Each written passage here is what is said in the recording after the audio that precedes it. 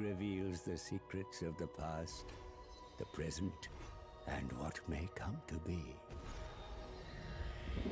Most would think me fortunate to own such a book, but I can only use it in service to others. That is my curse.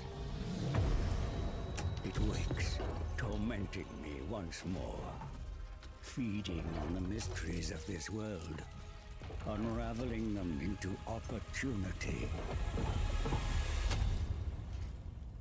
But opportunity for whom?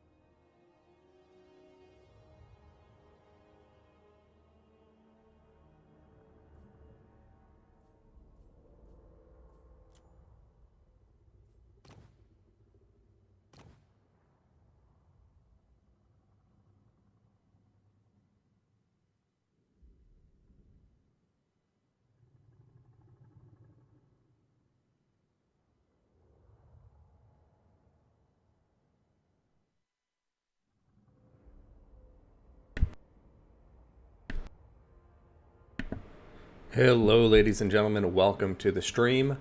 BF Flyer, we're here. We're going. Shetland Apache, aloha to you. Loopy, yo, yo, yo. Pimp named Slickback, good evening to you as well.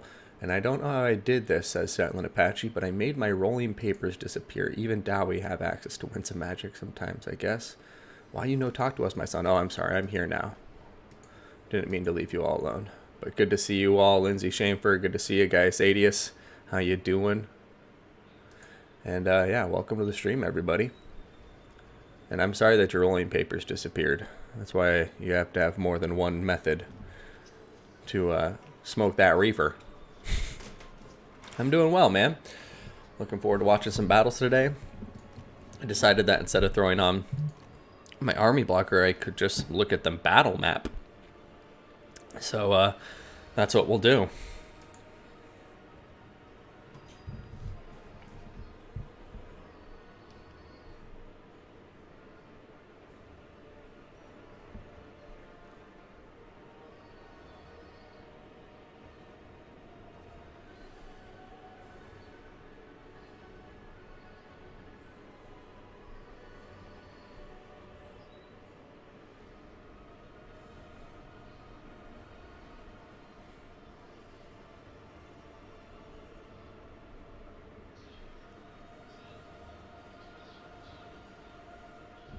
All right. Looks like we have BBB Tolkos as getting ready. He is Khorne. And Romulan Dog is going to be bringing the Ogre Kingdoms. Also, I do want to give a quick shout out to a movie that I'd recommend to any horror fans out there. It is called X. And it is quite good, especially if you're into the slasher genre. Movies like Texas Chainsaw Massacre in particular, then I would definitely recommend it. But otherwise, yeah, soft recommendation for people who aren't hardcore horror fans. An apple might come in handy. There you go. Get that apple out, Apache. Still tell you that you forgot the screen blocker when the battle comes on. Never fear. Even without a screen blocker on, you're still going to tell me. I'm glad I can rely on you for that. Hey, nothing savage.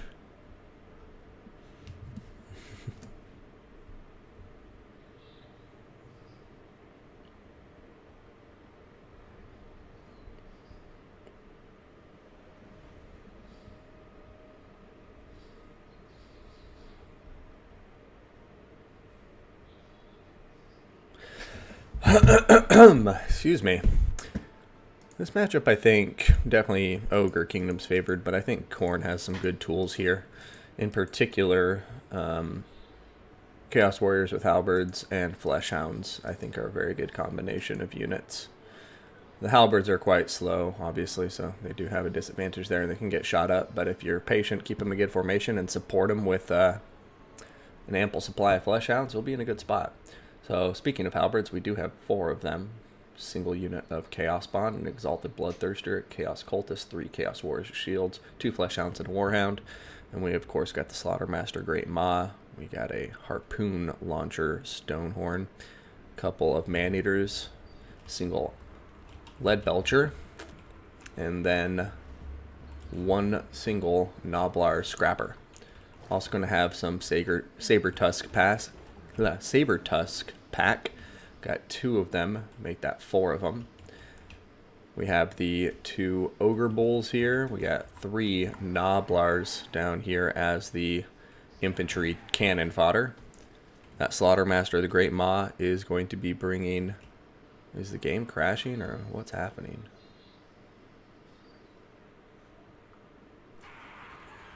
There we go. Come on, game. Just smooth out. You got it. We got extra ingredients. All right. Bull Gorger, Bone Crusher, and Troll Guts are going to be the magic. We also have Blood Gruel for the passive and Belly Slapper. That's going to round out the Ogre Kingdom's army. So let's take a look at Khorne in red. Going to have the Chaos Warriors of Khorne up front with their silver shields, backed up by 4 Halberds. We're then going to have the 2 Fleshhounds, the Chaos Spawn in the center. And now let's check out the heroes. We're going to have the Bloodletter Summon on top of the Chaos Cultist. He's going to be on foot. And then up in the air, we got that Exalted Bloodthirster, who's going to have Burning Rage, Deathbringer, and Bloodthirst. So that's going to round out our players' armies. And we'll be getting to the battle here in just a moment.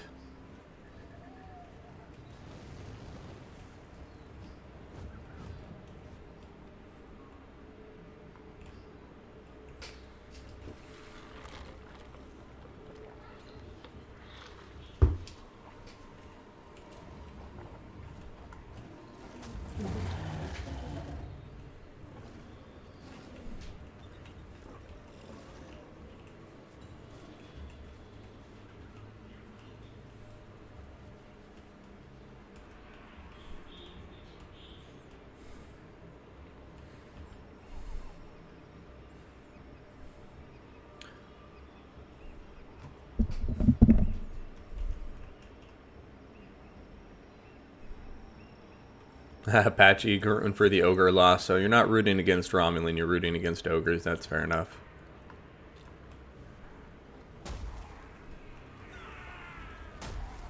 Man, these stone horns are quite sick.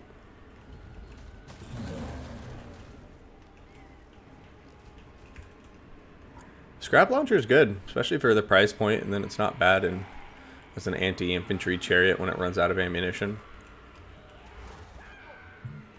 I think against corn in particular it could be useful. But I didn't realize it doesn't have armor piercing missile strength. Interesting.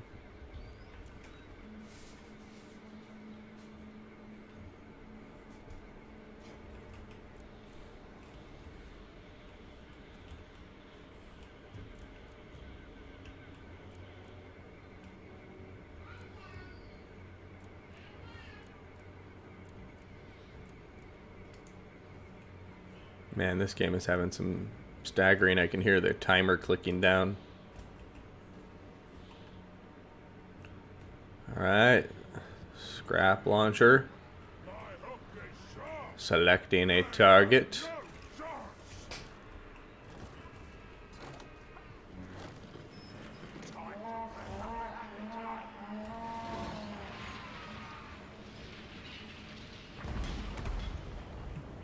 Swing and a miss.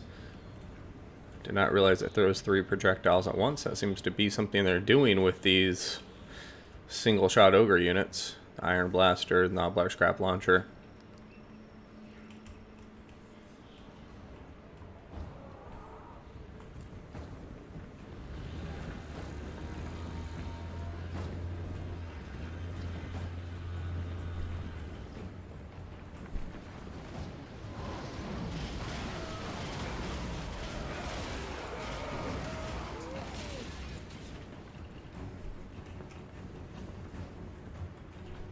Those Chaos Warriors up front getting shredded pretty hard, but you know, obviously the damage they're taking is intentional because they just don't want their halberds to be the ones suffering. And you can see the ogres, led by Romulan, are going to recognize that it is the halberds that he needs to worry about.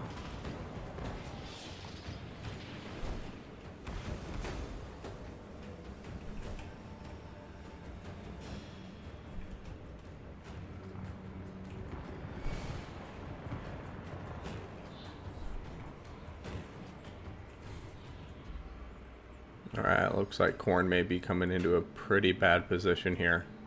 He doesn't realize there's 2 hidden Saber-Tusk pack in the forest to the right of his cav forces, and Romulan is drawing out his other flank of cavalry forces, I think, to try to fool his opponent into thinking these are the only forces he has to come in and chase him, and then perhaps try to get us around, but we'll see. Chaos is now kind of moving away from that vanguarded unit, so it looks like they're not going to fall into any traps here, so they are going to be pulling back to their own lines now. Meanwhile, Stonehorn Harpoon Launcher just going on a rampage.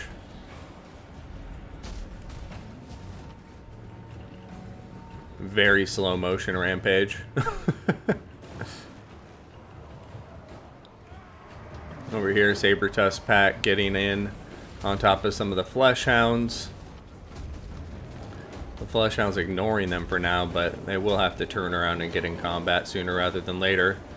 But they do have infantry close by that would be able to help them out.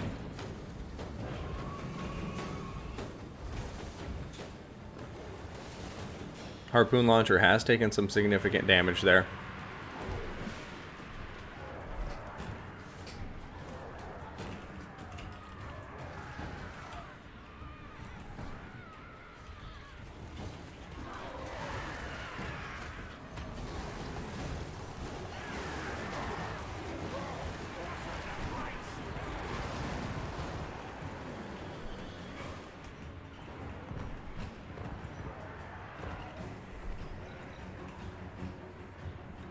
Trollguts is down on top of the Stonehorn, so it is healing right back up. Over here, Fleshhound's getting banished from the mortal plane.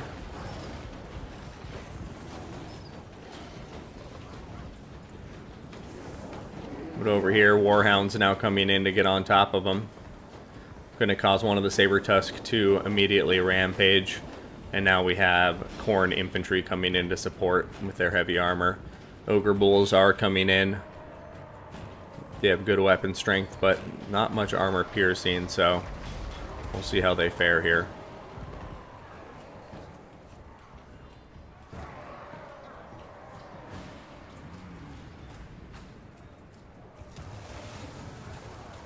Bloodthirster coming in, or Bloodletters.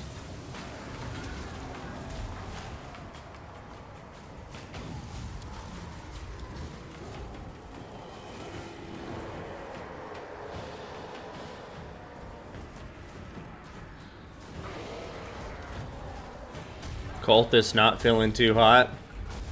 Over here, Bloodletters charging into the Man-Eaters. Stonehorn coming in with a rear charge.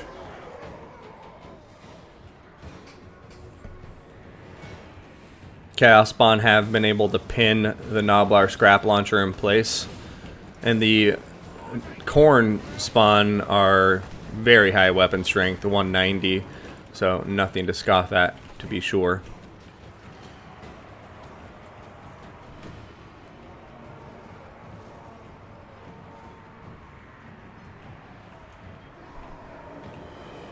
Over here, the Blood Thirster, the Exalted Bloodthirster, causing terror in that Ogre and Gnoblar engagement with the Chaos Warriors of Khorne. And now we have Saber-Tusk pack nearby. We'll see if they're able to go get a terror out on them or anything. Khorne looking like they're faltering a bit here, but I do think they're starting to pull back to making this battle more even here.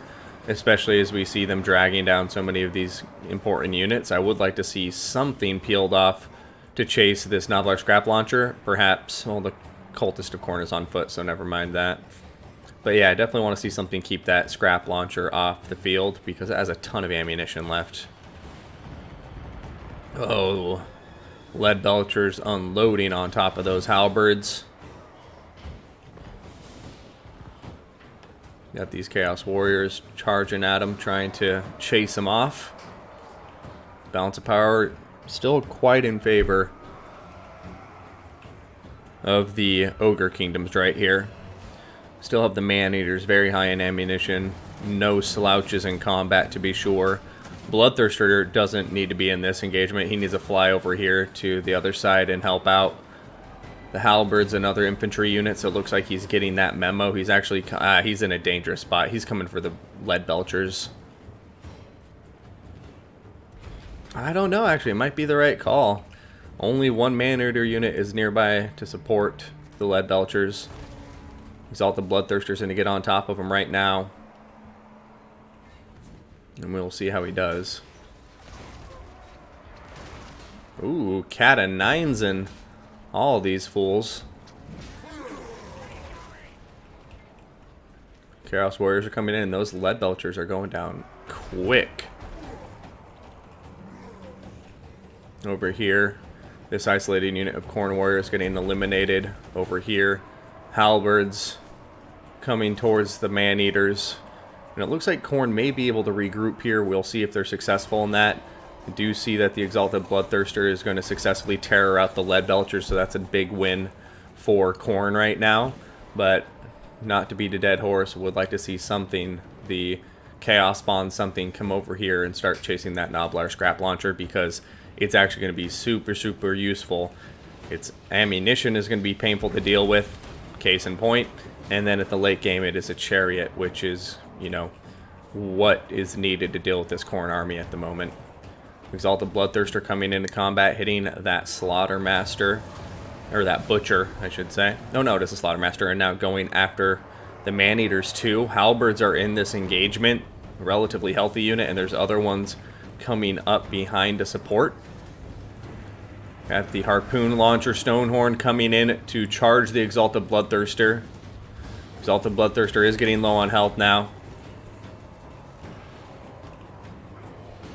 If Khorne can get these halberds up to support the Bloodthirster in time, they may be able to pull this off. But, yeah, this is not looking the best for Khorne at the moment. Especially with the artillery piece over here continuing to fire away and all this bunched up infantry.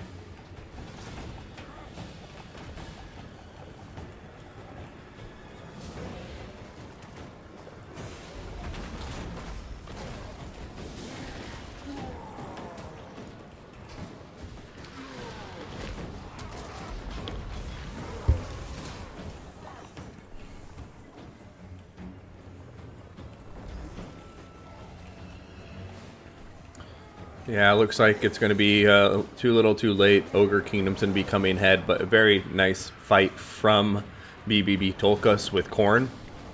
Terror going to kick in on top of these halberds, and now it's just going to be the Bloodthirster against the Stonehorn and the Slaughtermaster. Oh, but more reinforcements are on their way.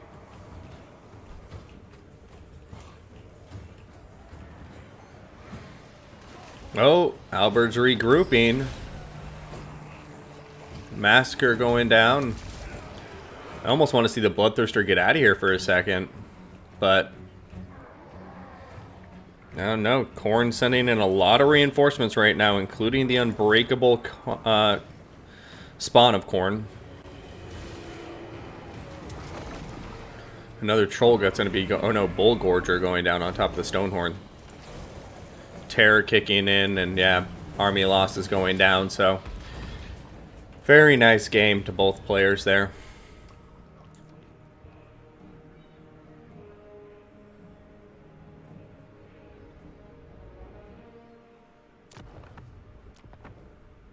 Stonehorn doing some good work. The Man-Eaters there really doing a lot of good work. I think I would have liked to have seen more Flesh Hounds rather than Chaos Warriors of Khorne. I think the halberds are good to have, but honestly, yeah, I would bring something else. And I don't know, you guys let me know what you think. I think the Exalted Bloodthirster is the way to go over, like, Scarbrand against Ogre Kingdoms. No doubt about that, because he can fly, it's more mobile, can avoid getting sniped as easily, but it's still pretty expensive in a big single entity, so I personally bring the Heralds of Khorne against Ogre Kingdoms. But let me know your thoughts in the chat. I enjoy that Herald of Khorne in this matchup. Save some money, get some more Flesh Hounds, maybe some cavalry units, because I also like Blood Crushers against Ogre Kingdoms. I think they can do some good stuff, actually, as long as you make sure they don't get shot. But yeah, nonetheless, great game between these two great players, and I'm excited to see what happens in round 2. So let's go ahead, update the scoreboard, see if our game doesn't crash. Wow, it crashed as soon as I clicked on.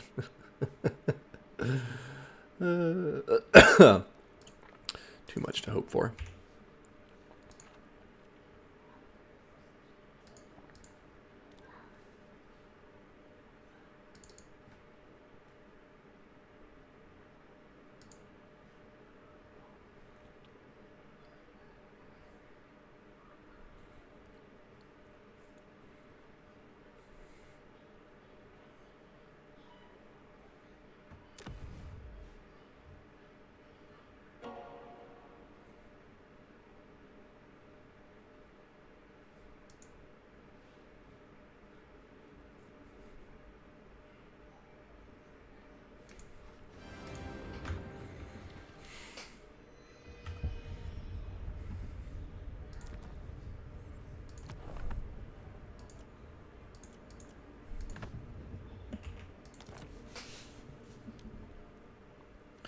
Alrighty.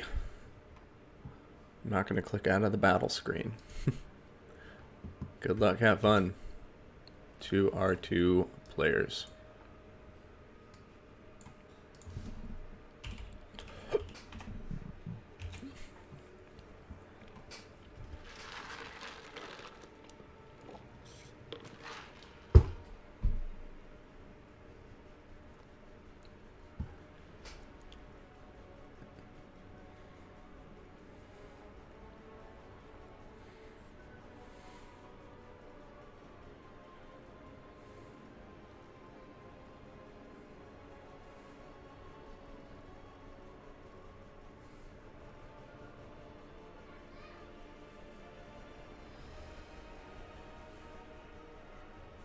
I want to see Nurgle versus...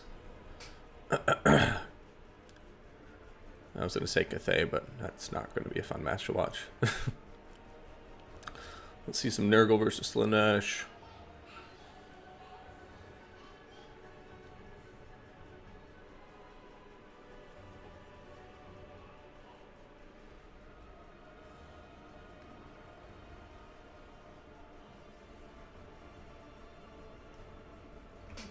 One second.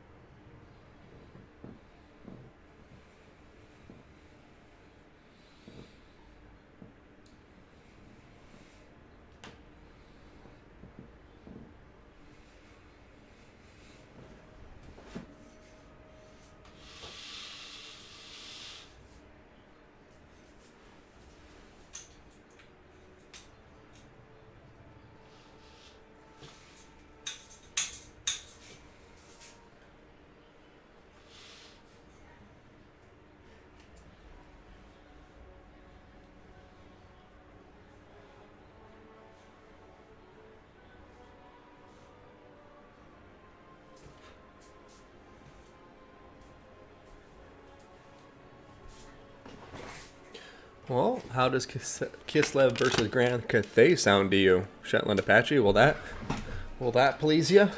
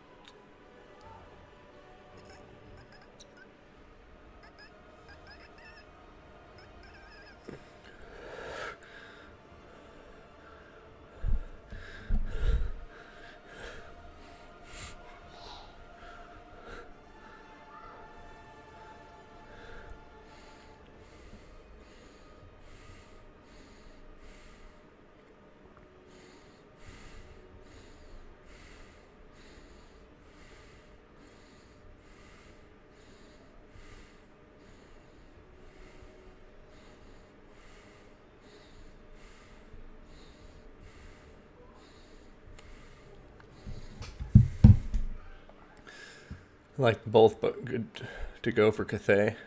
You think Cathay is going to win here? Tickles your pickle for sure. I'm happy to hear that, Apache. I think Cathay has some good options here. Got to remember, Cathay's cavalry completely outclasses Grand Cathay's. Grand Cathay's biggest weakness, I would say, is their cavalry. But in the firepower game, yeah, Cathay got some outgunned with those grand cannons and such. But I don't know. I think infantry-wise can be a pretty fair trade there. Trade warriors are more cost-effective, but you got that ranged firepower from the Kislev infantry. Yeah, Cathay does have the peasants.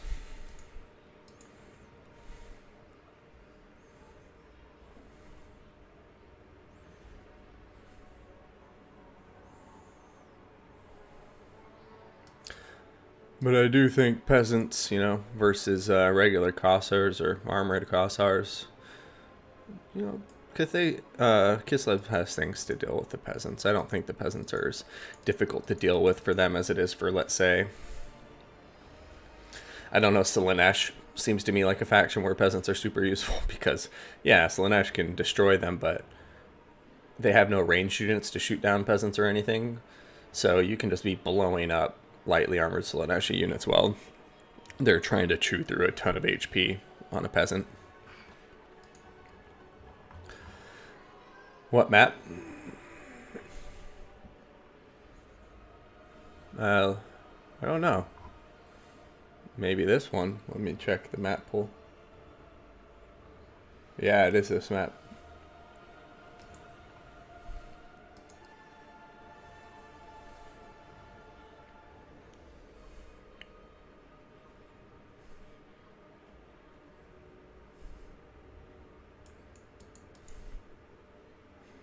And here we go, ladies and gentlemen.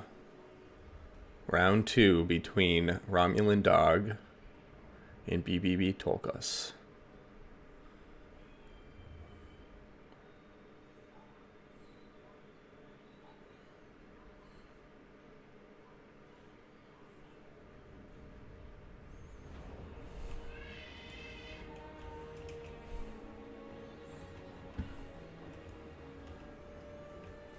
Yes, there is a limit on sleds. I believe it's capped at 3.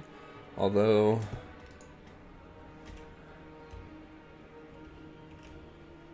yeah. Oh, actually, I think it was dropped to 2 is the limit. These guys are playing on large funds for some reason, but I'm assuming they know that.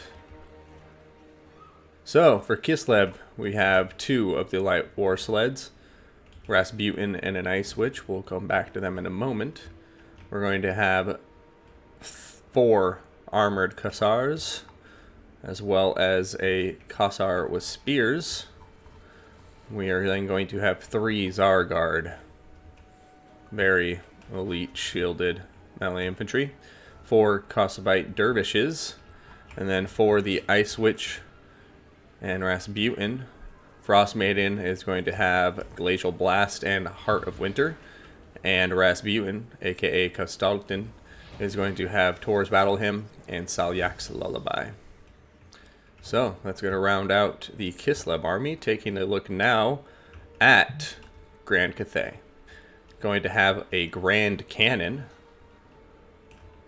on that right flank. We're also going to be looking here at what appears to be a single unit of Iron Hail Gunners. So that short range, high damage, armor piercing gun unit.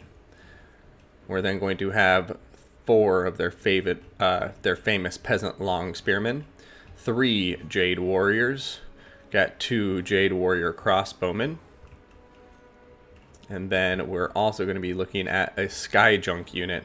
Quite a good unit, in my opinion, especially against Slaanesh. Looking for the cavalry here, we are going to be looking at a Jade Lancer. Make that 2. Then we're going to have their peasant horsemen vanguarded in the forest. And this may be an interesting start to the battle. Now, for the leader of Cathay, we do have Zhao Ming. He is going to be bringing with him Master of Alchemy. Of course, he transforms into a dragon. Then he has Final Transmutation and Dragon's Breath. He's going to have Arcane Conduit, Warding Iron, and then he has that Strength of Yang.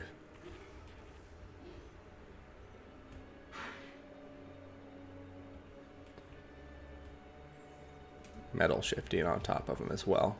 And so when you look at that, Metal Shifting plus the Lore of Yang, Strength of Yang plus 24% weapon and armor piercing damage, base and armor piercing.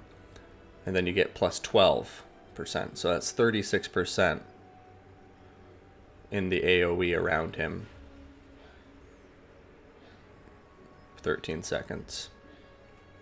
So 36% weapon strength bonus to both base and AP. That's pretty significant.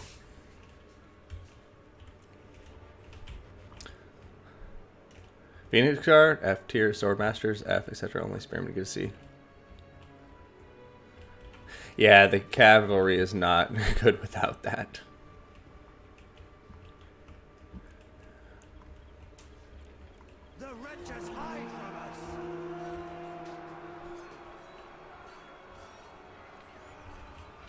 Disharmony.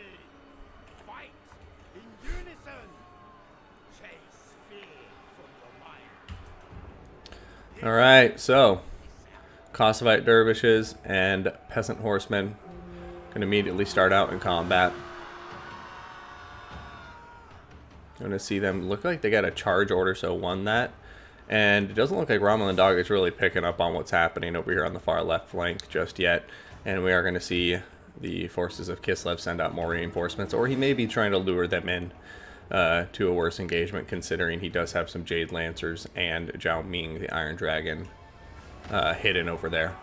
So, as you can see now, he's turning, trying to kill these Kislev dervishes. I don't know if he's going to be able to kill them quickly enough to prevent this surround, though. And as Romulan is going to be peeling off one of his units, as you can see here, to come out counter charge against the incoming Kislev dervishes. They are going to meet just at the edge of the forest. Now we have Jade Lancers coming out, and it could potentially turn into bad news for that Kislev engagement. But let's go take a look a little bit later. In the meantime, the Grand Cannon is opening fire. It is going after the Frost Maiden by the looks of it. One war sled getting left behind, the other one up here. I'm not sure if that was intentional or a mistake. Right now, Skyjunk just opening fire. It does so much damage to infantry. Really do like this unit.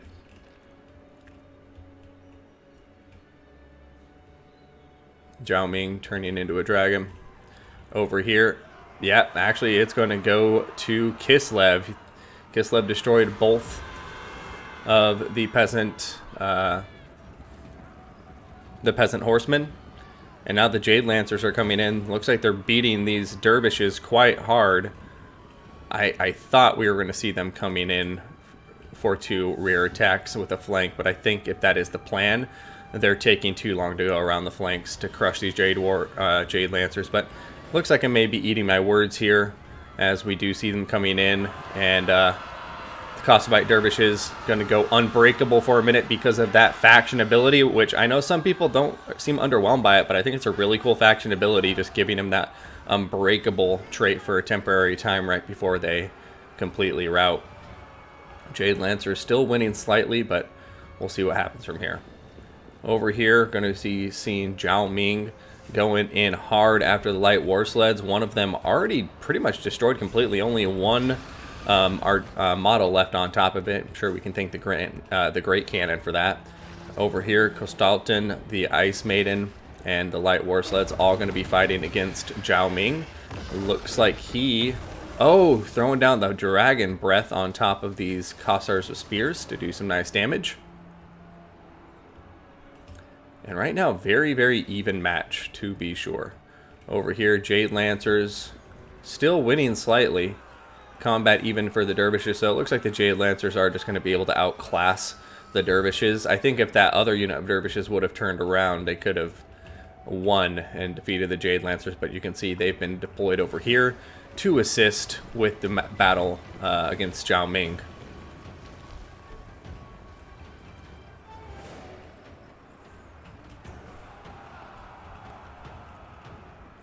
Alright, Jade Warriors have come out to fight. The Tsar Guard, though, are crushing infantry.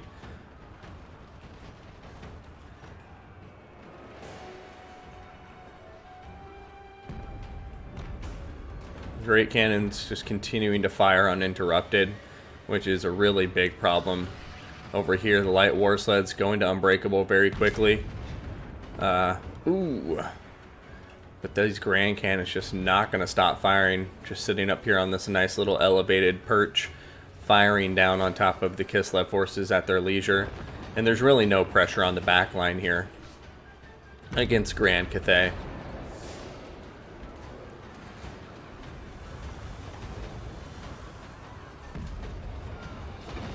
Boom, another bear sled going down for the count, and that one getting shot down before they could close the distance to the Iron Hell Gunners.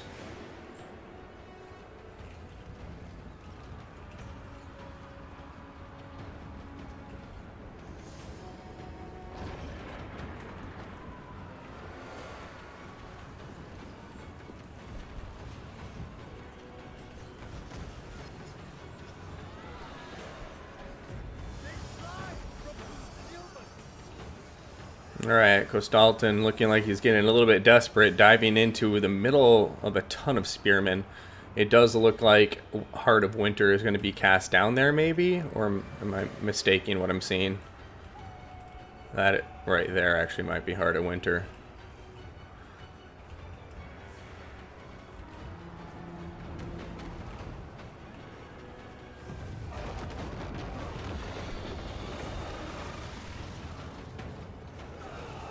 Alright, Sargard continuing to push forward.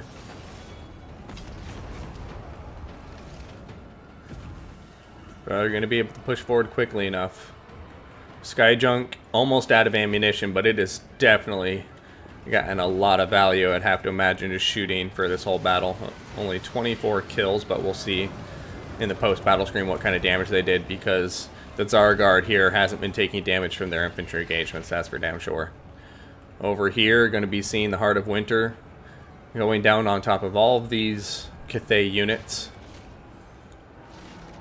And when I say all these Cathay units, there's only 2 of them, so I don't know if I necessarily agree with it going down there, but it is going to be taking down these Jade Warrior crossbowmen, perhaps. So Zhao Ming continuing to route as many units as he can. Can he take care of the Zargard before they get on top of this cannon? Looks like the cannon is engaged.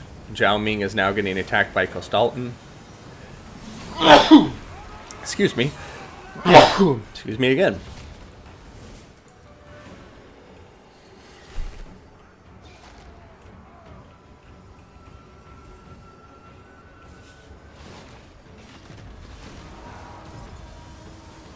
I do like the Serpentine Dragon design. I think the animations can look a bit janky sometimes, but aesthetically, just like on paper, I think it's a cool design.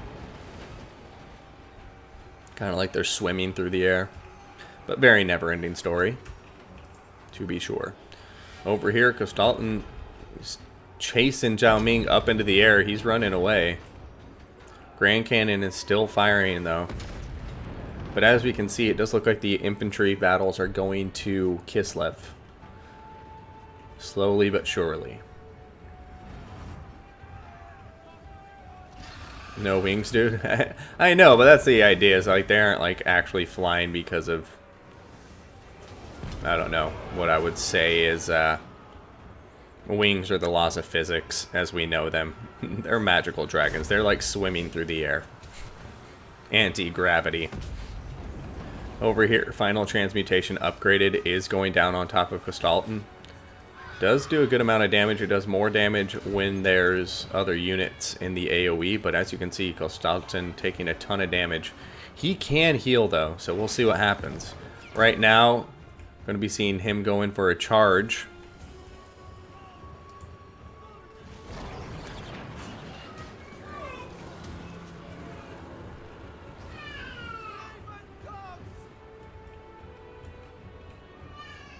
Ooh, Jade Lancers coming in for a rear charge on top of these armored crossers.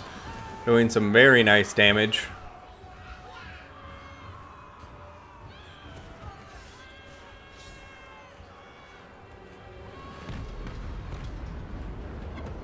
Oh my gosh, the Grand Cannon's opening fire on Kostalton in his back. Doing so much damage.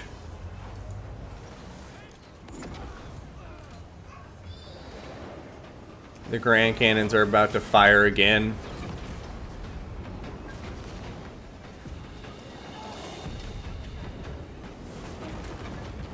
Ouch. The Grand Cannons, and now the Iron Hell Gunners coming in. And Kostalton's going to go down for the count, I think. Wow, Grand Cannon really proved to be MVP here. It dealt with the light war sleds. It saved Zhao Ming's ass in this fight against Kostalton. Yeah, no, Iron Dragon just going full Dragon Ball Z. I dig it. But I think that's going to be a GG there with Kostalton running away. But then again, the Ice Maiden's still alive. And the infantry engagement could still be won. Zhao Ming is not healthy. He can't heal himself like his sister. So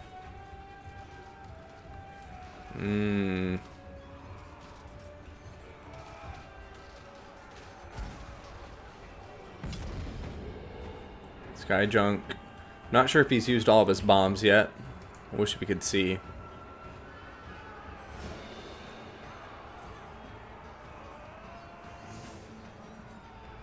Do you start with 3 uses for the bomb? Because if that's the case, then it may actually be showing us what his ammunition is. Alright, Cathay starting to lose the balance of power here. The Grand Cannon looks like it's going to be shut down.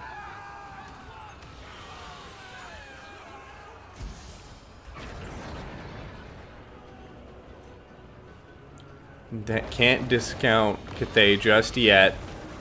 Dragon Breath coming in from Zhao Ming.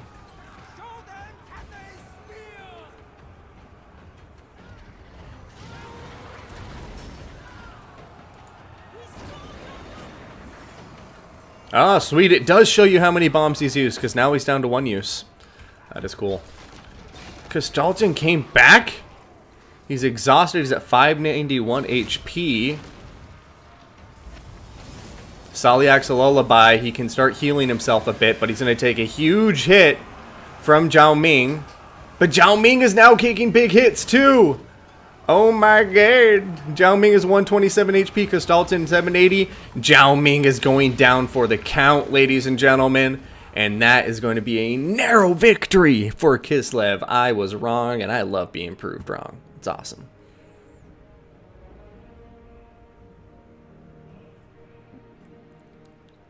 Yeah, Sebastian, I'm sorry, man. Yeah, your units, your faction went down at the last second there. Very Oberyn Martell.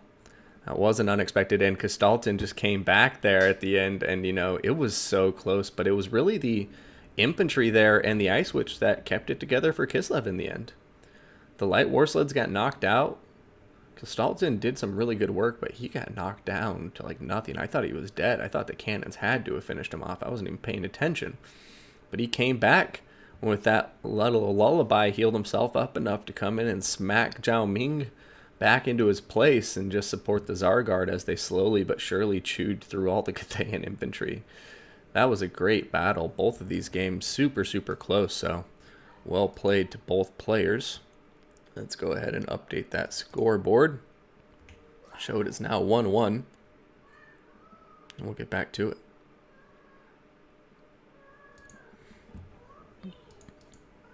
I would say in domination, for sure. In land battles, no. I don't think Cathay's the weakest in land battles.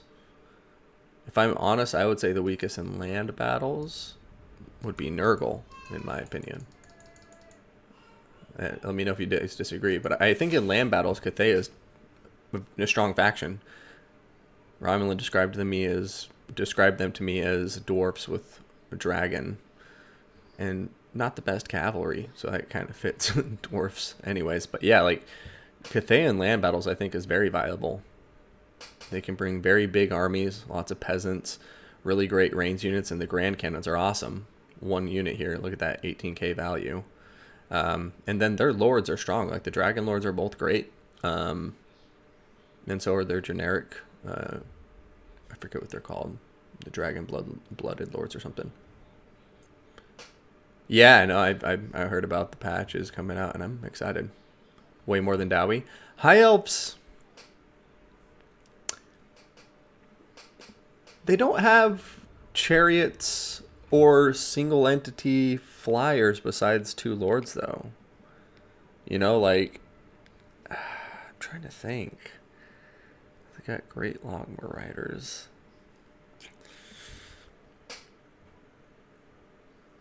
I don't know. Yeah, to me it's the cannons and the infantry. Like, Jade Warrior crossbowmen remind me of Quarrelers. Jade Warriors remind me of Dwarf Warriors. Iron Hell Gunners are more like, I guess, the zombie pirate deckhand mobs with hand cannons.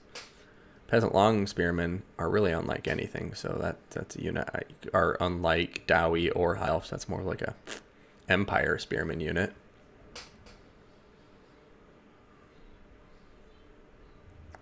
And these are not nearly as good as Silver Helms. I would say Kislev Winged Lancers are better representations of silver helms. I feel like Jade Lancers are almost just like more expensive versions of Valyrian Reavers. High Elf artillery doesn't suck. It's just not as good as this artillery. Britonia with gunpowder and bad calf. I guess it's good that all of us disagree on what it reminds us of, because then it's like, okay, cool. Cathay is its own faction then. Because, yeah, they have some hints of Britonia with the peasant spearmen, or the peasant bowmen in particular. And their peasant horsemen are a lot like Britonia and Cav. Kind of dwarfy infantry to me, like you have your crossbowmen and your infantry, but then they also have the halberds, which is much more high elves, to go back to Shetland Apache.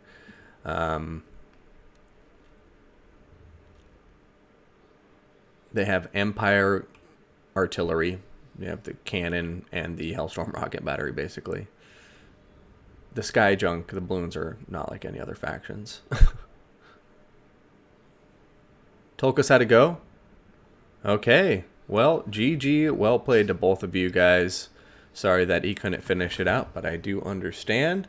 And let's go see if we can find the next semi-final, if they haven't finished or anything already.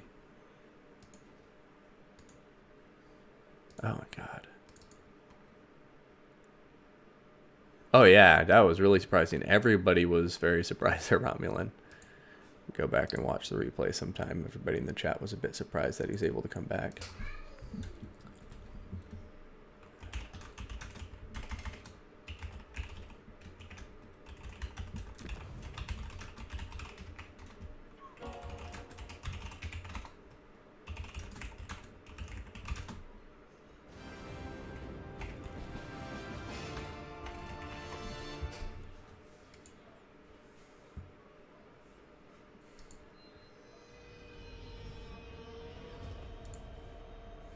All right, Volcanos and Dr. Jellyfish.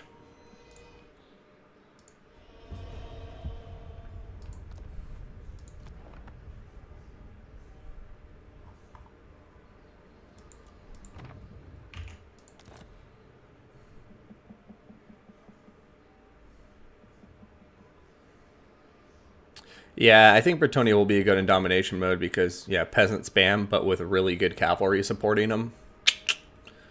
Yeah, you got that mobility and the cheap infantry to cap the points. Throw in a Grell Relique on there to get that immune to psychology. Ooh. Ooh. Alright, wish me luck as I just go over here really quick and try to update the scoreboard without the game crashing. Nope, it crashed. Fuck this. Whatever.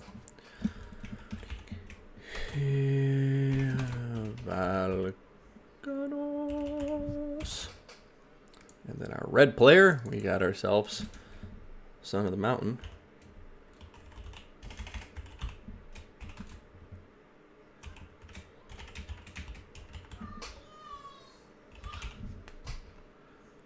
All the peasants, all the hippos, hell yeah.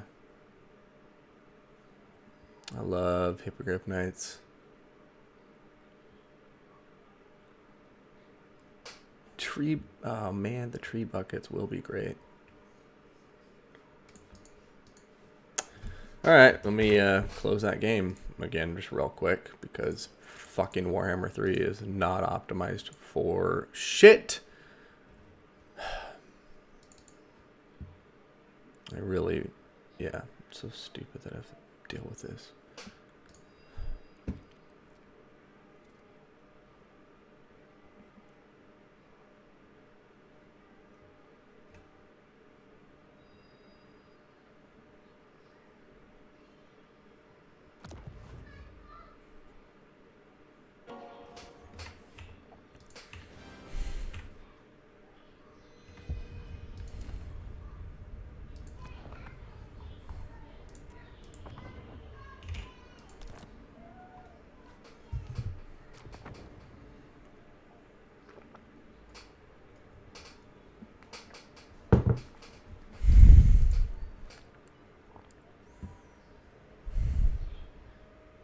All right, here we go, ladies and gentlemen.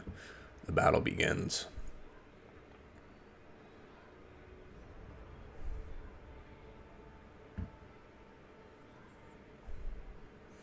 Man-eaters with great weapons. Scrag the Slaughter, or is that just a...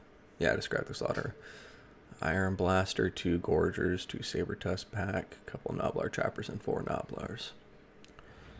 And then we have Scrag the Slaughterer. Alright, starting with our blue player, which we were just kind of covering before the battle began.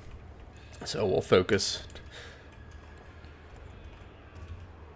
briefly on them and then just cover the leadership. So you can see all the Nobblars, the couple of Gorgers, 3 Man-Eaters with great weapons. An interesting pick. These guys are anti-large, armor-piercing, heavy hitters. Can be a bit squishy to firepower, though. Scrag the Slaughterer, though, is going to be the leader here. He is going to have Troll Guts and Toothcracker. Now, coming over to our red player, Dr. Jellyfish, representing the Son of the Mountain clan. We have 2 Gorgers as well. And then we're going to be looking at Saber-Tusk Pack on the flanks, 2 on the left flank, 1 on the right flank. And I'm referring to a red player's right flank, not the blue players. We have Nobblars up front, 5 of them, backed up by 3 Nobblar Trappers. We're then going to have Ogre Bulls with dual weapons. Looks like we have 4 of them up front, or 2 dual weapons and 2 Iron Fist. 2 Gorgers behind them. We do have an Iron Blaster and Scrag the Slaughterer. He's going to be bringing extra ingredients, Bull Gorger, and Troll Guts. So, that seems to round out both players' armies, and our red player, actually, I did fail to mention 3 Saber-Tusk Pack, who are going to be deployed in the rear. Going to be very just head-on frontal assault here. Nothing fancy going on with this Ogre strategy. Other player a bit more spaced out. You can see Valkanos, keeping a bit more spacing, trying to perhaps, focus more on his artillery and Nobblar Trapper missile power before he commits to any big engagements. So we'll see. It does look like our red player does have a bit of an advantage in troop count. He outnumbers him by almost 200 units. But we'll see if that ends up mattering or not. I worry that the Man-Eaters with the great weapons are going to underperform with their lack of armor. But 26 bonus versus large.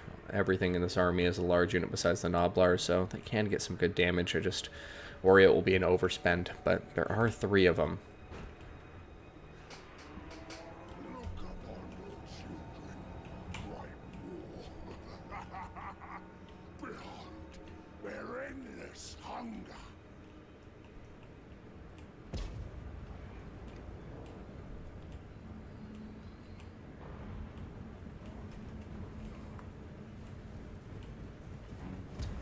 Yeah, I feel like the Gorgers, they are very much going for like a Morngul vibe, but not my favorite execution of a Gorger.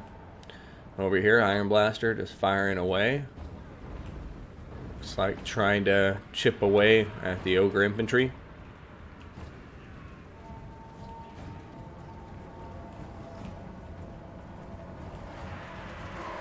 Wow, the Man-Eaters with great weapons just coming out straight into melee combat. Big charge bonus on them at 54, and you're going to see they're crushing the dual weapons. Actually, they got in there and just started smashing. In comes the Nobblar support. So we'll see what happens here. Got to keep in mind, the Man-Eaters are much more expensive than the other ones, so even if they're winning, it may not be the most cost-effective engagement. Over here, we're going to be seeing our red player here, Jellyfish, starting to push around the flanks, and it's already looking like he may be working around and getting some envelopment here, unless our blue player can do something quick.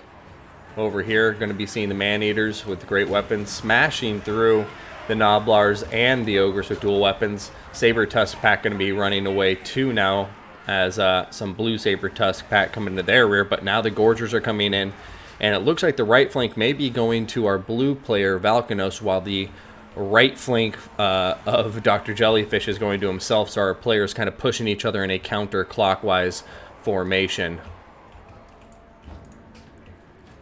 In the center, we're going to be seeing kind of a mosh pit battle, but it does look like Scrag the Slaughterer and his Man-Eaters with great weapons are going to be coming out on top slowly but surely against these Gorgers and Nobblars.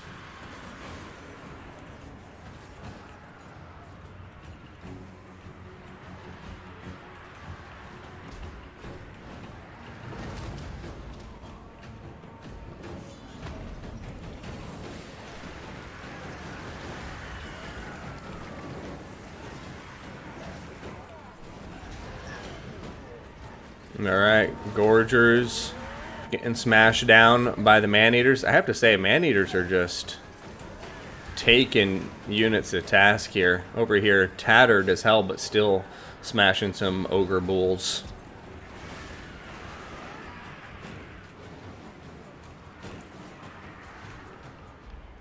It does look like Jellyfish is starting to take the edge in the balance of power, though. You can see he has much more in terms of troops. He now outnumbers his opponent by over 400.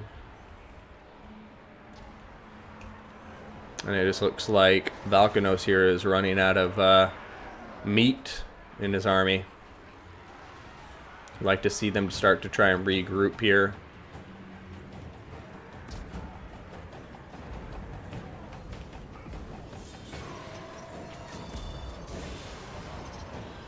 Where the hell are you shooting? Oh, wow. That's a lot of bunched up units he was shooting at. Okay, I forgive that. That was good targeting.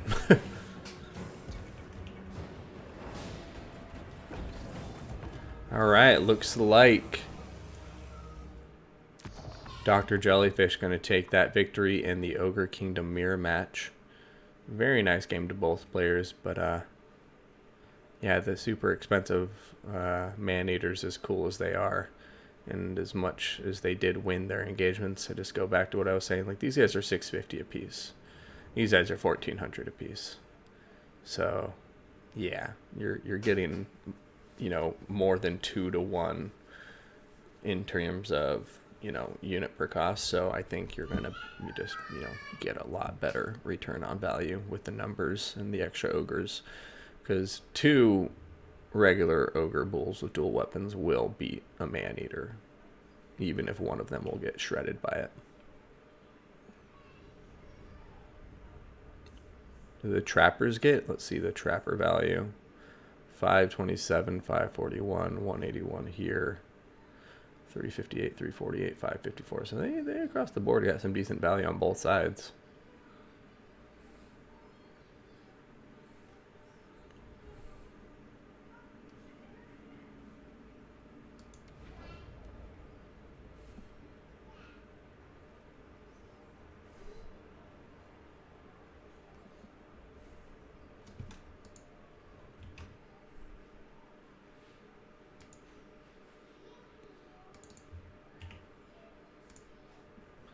All right, and we'll be right back, chat.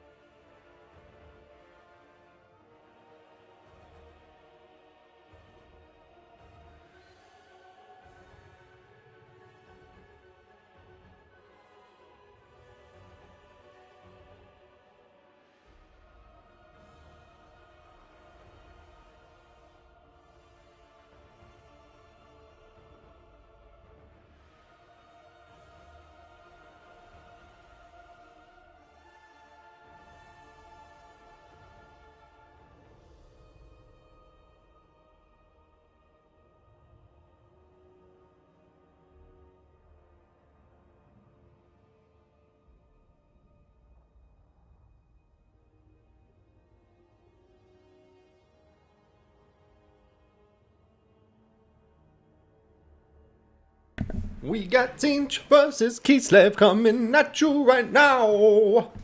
Bom bom bom bam bim bom bam bam bom bom bam baby. I got a Tzeentch versus a Kislev now. Wop wop wop beady bop bop bop bop beady beep bop bop. That comes free of charge, courtesy of the top of my head. Now, Tzeentch versus Kislev, in case the song didn't make it clear, is going to be the matchup. Tzeentch is hard. I would recommend rushing them as hard as you can. But we'll see how Dr. Jellyfish approaches this. He is leading 1-0, so he's on his match point. He wins this, he goes straight to the final to fight against Romulan Dog.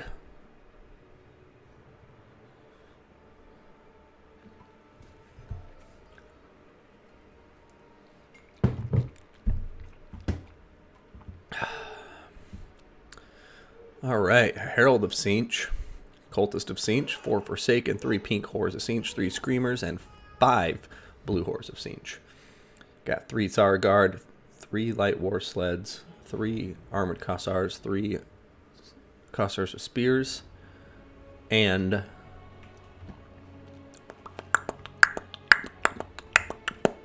an Ice Maiden, or no, that's an Ice Witch, and a Patriarch. Ice Witch is going to be bringing Heart of Winter and Ice Sheet, and the Patriarch is going to have Tor's Battle Hymn, Scythek's Lullaby, and Dazik's Song of Winter Sunlight to restore that vigor. So that's going to round out the Kislev forces for Tzeentch. Let's go take a look at their leadership squad. We have Flaming Sword of Ruin and Fireball. He's going to be on foot. Got Kindle Flame as well, and Wand of Whimsy. That's pretty cool. Extra melee attack and base weapon damage. Also gonna have Screamers of Tzeentch. Gonna be up in the air, floating there like the stingrays they are. And these guys are pretty irritating. They're pretty tough. They do a lot of damage and they're very quick. And those barriers mean they can cycle in and out multiple times if your opponent is microwaving it well.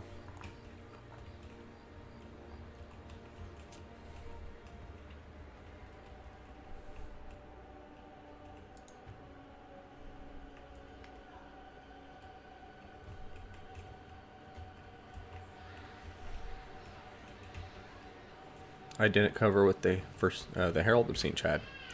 My apologies.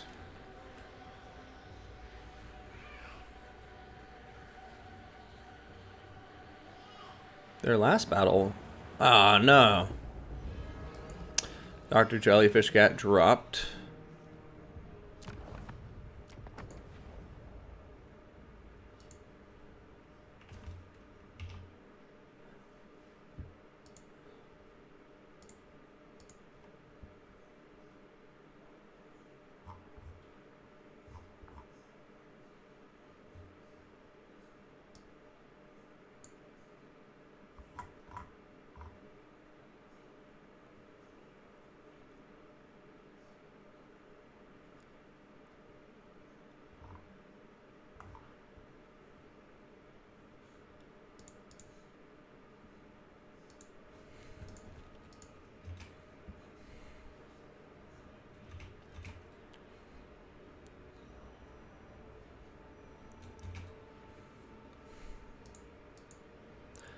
Alright, apologies for the drop. Hopefully we get back into it shortly.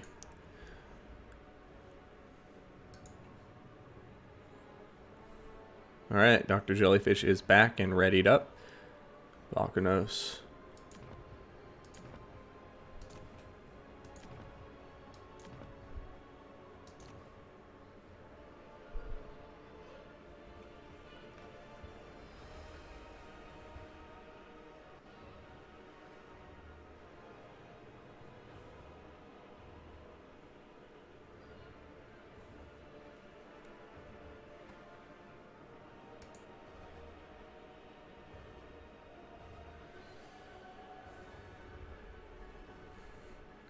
Alright, and we're back.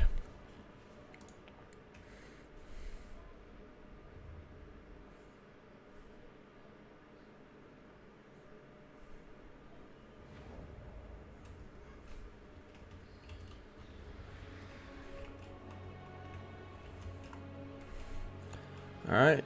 Herald of Tzeentch. Oh. Where you go? Alright, he will have Locust of Conjuration, Chromatic Tome, Blue Fire of Tzeentch, and the Infernal Gateway.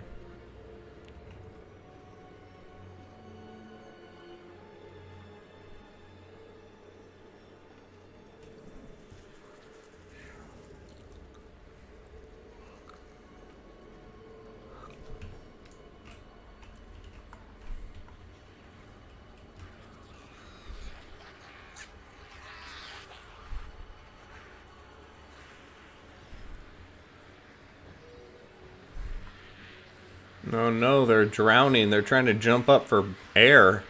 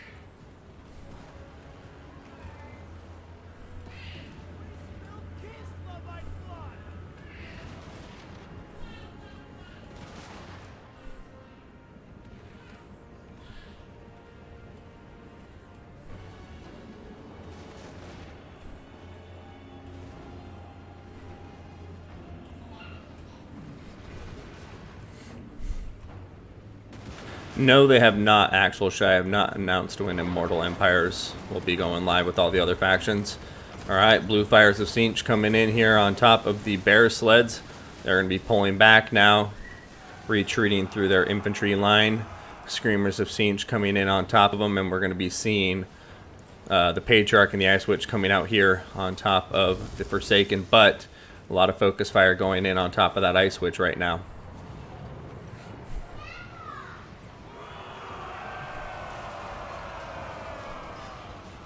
Alright, Zargard trying to get in here on top of the Forsaken as they're diving in. We're going to see the Ice Witch retreating further back.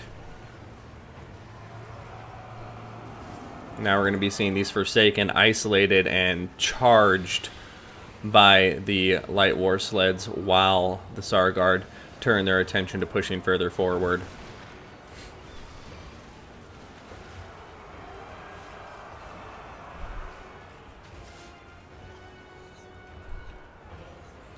So far, Kislev formation is holding relatively well, but there's a lot of blue and pink hordes of Tzeentch still in here firing in.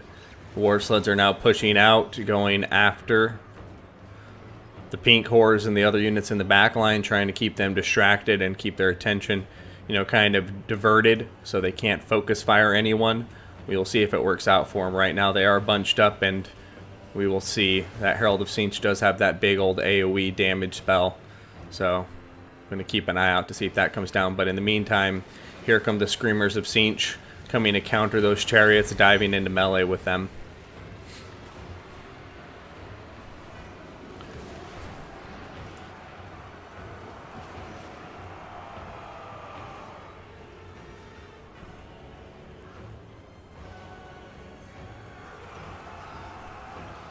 Kislev pushing forward. Zargard, Armored Cossars, everybody pushing forward, trying to close the distance. And this is what you have to do. You have to keep that pressure up. Can't let all these pink and blue hordes just rain fire in on your army, because it will inevitably drag it down.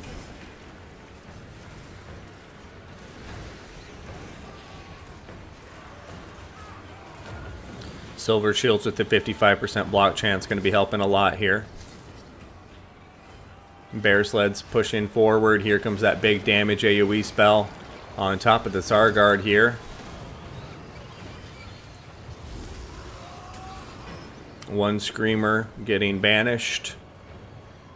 Sargard are going to start wavering, but they have that unbreakable trait going down now as they fight the Forsaken. And reinforcements are nearby.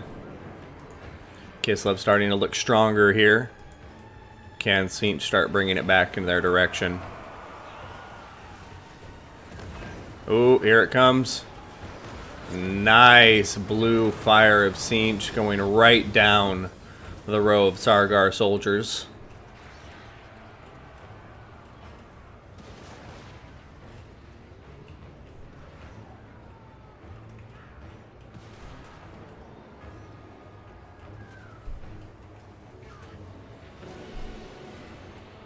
Alright, Kossars with spears over here, getting some nice avenues of fire open, just pouring in the arrows as the Sargard here hold on with their unbreakable faction trait.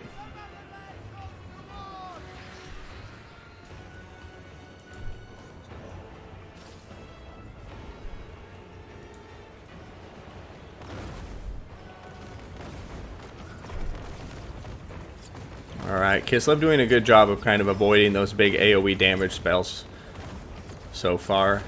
Going to see them smashing the blue or the pink horse of Tzeentch. Kislev going to take that victory. And we're going to be seeing Dr. Jellyfish proceed to the final with a clean 2-0 victory, but some great battles here from his opponent, RTK Valkanos. But yeah, really nice display here from Dr. Jellyfish with his Kislev faction, really keeping the pressure up. Bear Sled's obviously going to be key there. Not getting the most damage value, but you're going to see, obviously, that they're the ones kind of driving the assault with that mobility, pushing forward, keeping units distracted and disrupted, while the infantry was able to go in and win the game slowly but surely.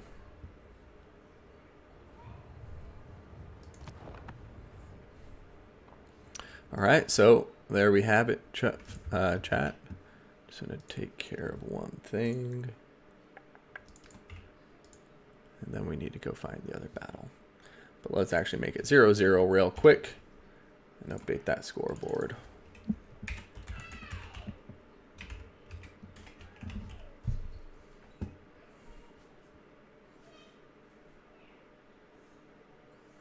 I mean, they better rework or buff them. But we'll see. I mean, I'm kind of of the opinion that if they threw in the game, the old factions in this game as is, they would probably kick these factions' asses. I don't know. Let me know if you disagree. But I feel like the old game factions, there's a lot of them that would just be head and shoulders. I guess Tzeentch is pretty good, but yeah. I think Tzeentch versus Empire, any of those factions, I feel like the old factions will do well. Domination mode, that's where we'll see how the old world factions will do. I can honestly see factions like Beastmen and stuff doing very well in Domination, especially with their stock Ungor infantry. See Beastmen being quite good in Domination mode.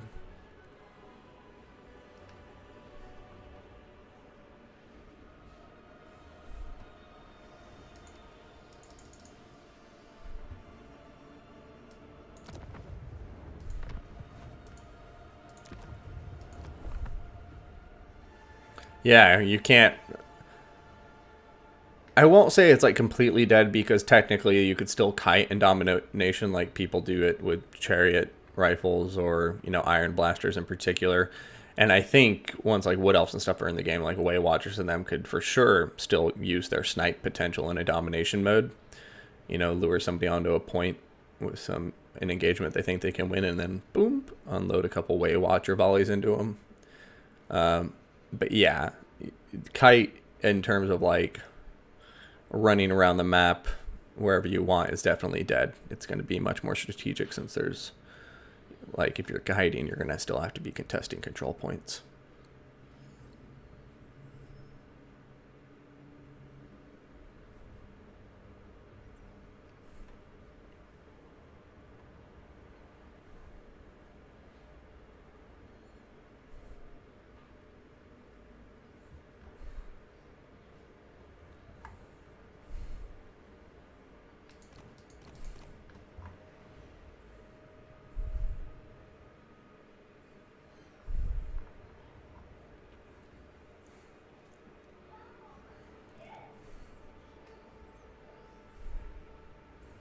Yeah, Kislev does have some decent options for that.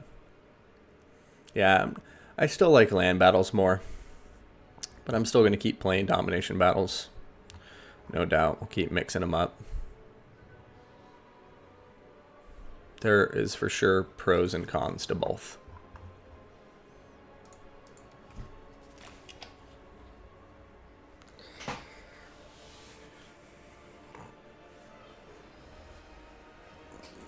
I just feel like Cathay is like so bad in domination. I also don't think Nurgle's the best in domination.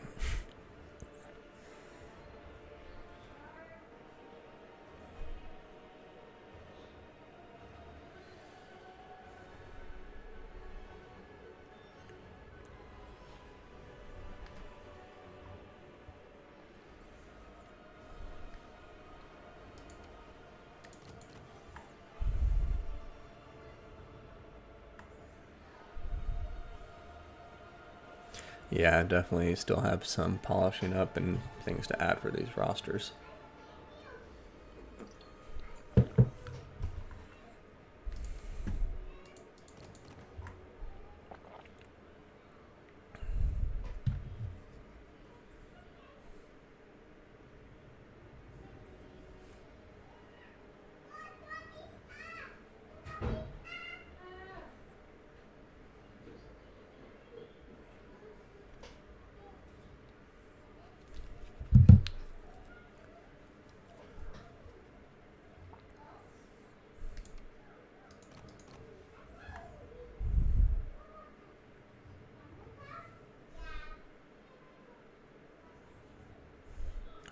Domination and land battles? No, they're both just like battle settings. Domination mode, there's 3 different control points you have to contest when you're trying to get to like 5,000 points, and you gain points by having access to control points.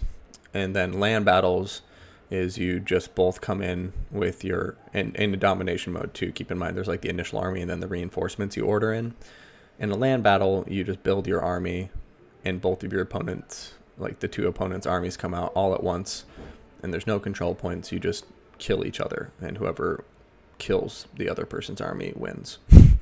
So that's the difference. Is the land battles just 2 armies killing each other until one's dead, with preset funds determining what army you bring.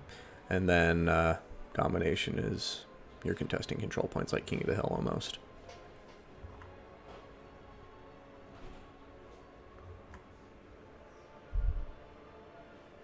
So you just named 3 of the 7 factions that they're not good in. I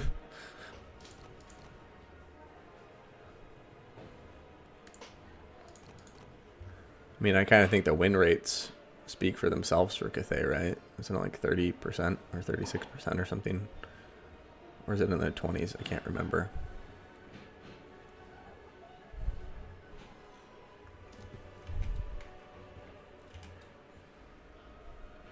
Yeah, Warhammer 2, they didn't have domination or domination mode.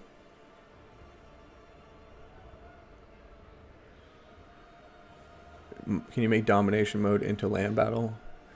How do you mean?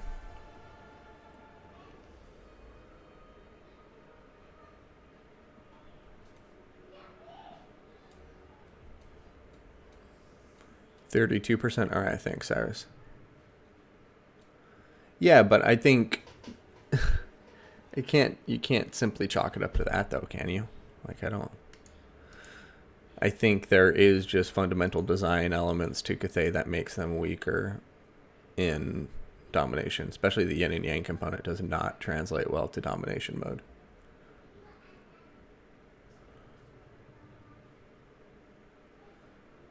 No. Oh, I see what you're saying. Yeah. But I don't think the reinforcements is the part that makes me not enjoy domination mode as much as I think... I don't know. It just feels more arcadey to me. It doesn't feel like just a battle simulator, which is what I've always kind of viewed Total War games to be. It's like you and an opponent fighting a battle where the only goal is to destroy the other's army. rather than the whole control points. I like the idea of maybe like a single control point, but making it very big in the center of the map to prevent draw kiting and corner camping. But like I say, make it big enough, and I don't know, maybe make it more of like a timer where if you don't have units in that big zone for a allotted amount of time, you lose the game, rather than trying to cap it, like control it. It's more so you're still trying to kill each other, but if you don't have any units contesting that big central point or whatever it is for a certain amount of time, you lose. Yeah, and the infantry's slow and whatever.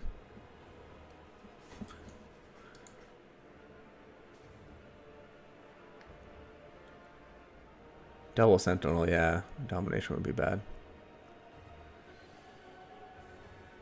That's a fair point, Cyrus. But yeah, like I say, I don't think it's the reinforcements that bother me as much as just the 3 control points. And to me, it usually ended up degrading into blob fights. And I don't know. It's a personal taste thing. I just don't enjoy having to like click to 3 different zones of the map constantly. And manage these tiny little conflicts between like 2 to 3 units. I would rather have my whole army be focusing on formation and, you know, the overall composition and strategy. Like, it feels more like card drawing and arcadey King of the Hill with domination mode to me. Whereas I'm a historical Total War fan. If I was playing historical Total War and I was like Rome versus Carthage and we fought over control points, I would, like, if it wasn't a city battle, for instance, I would just be very like, what?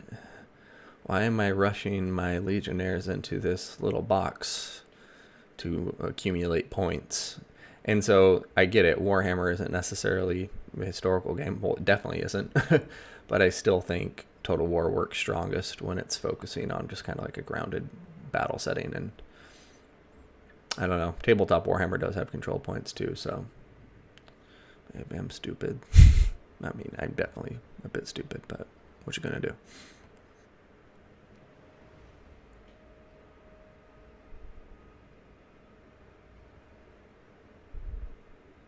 1,000 tickets once a game to turn off a cap point of your choice.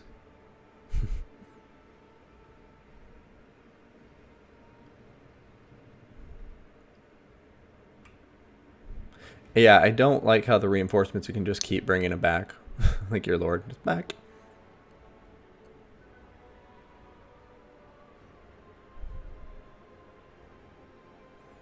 Yeah, dude, mass slayers and domination would be nuts. Yeah, there's Vanguard and Dom a little bit. You can reinforce Vanguard units closer to the battlefield because there's Vanguard deployment, like reinforcement zones. And then you can deploy them slightly in front of your other units before the battle begins.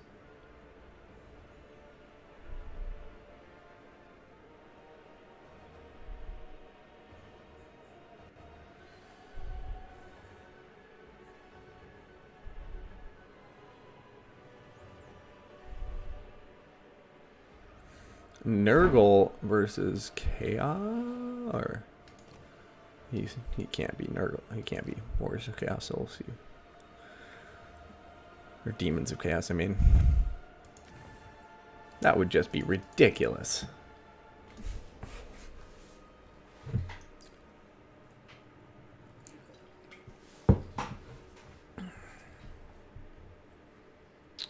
Khorne is the only Chaos faction with artillery. Interesting.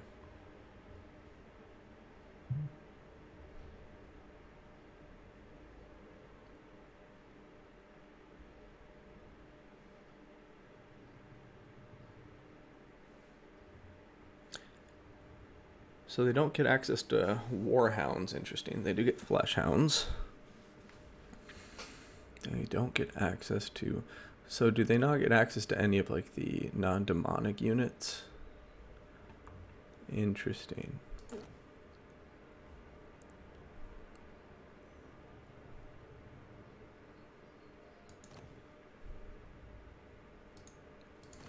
Nurgle versus Kislev.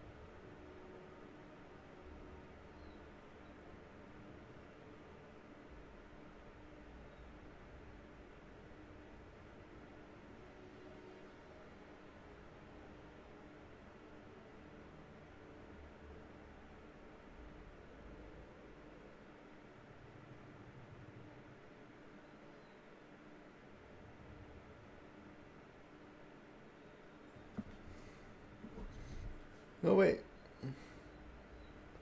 Where did the opponent go?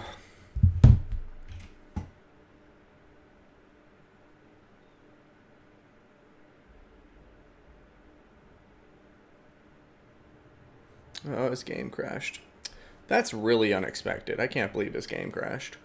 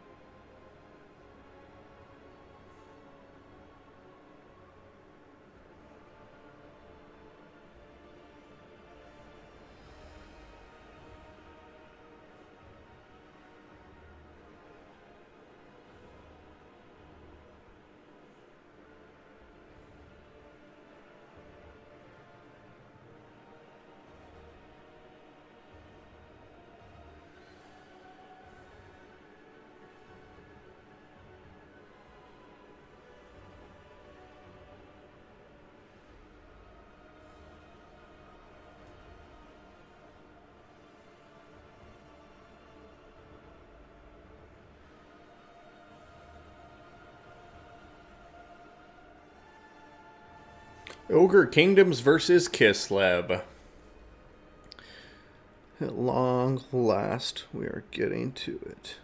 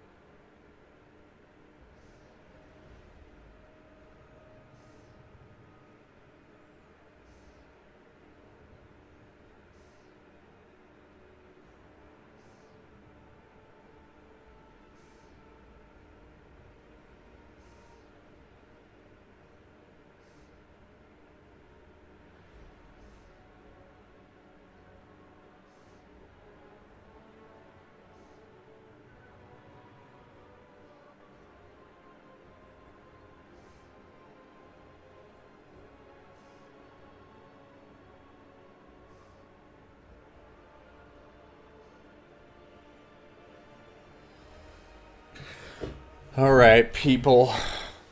Let's get this show on the road. Come on. Come on, Dr. Jellyfish.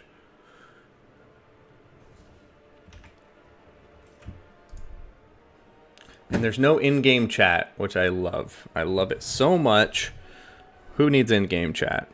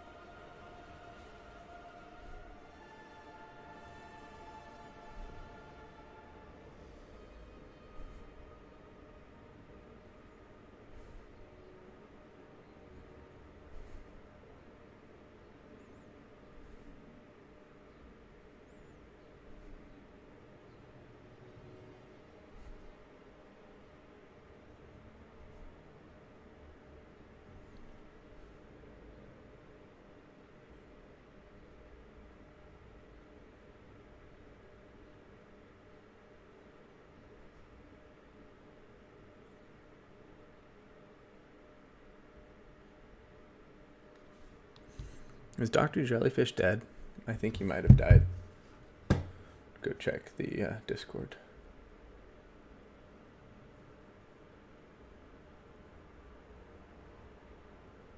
And here we go. At long last, we got Romulan with Slaughtermaster, the Lore of Great Ma. Got a Hunter in there, Iron Blaster, Lead Belcher.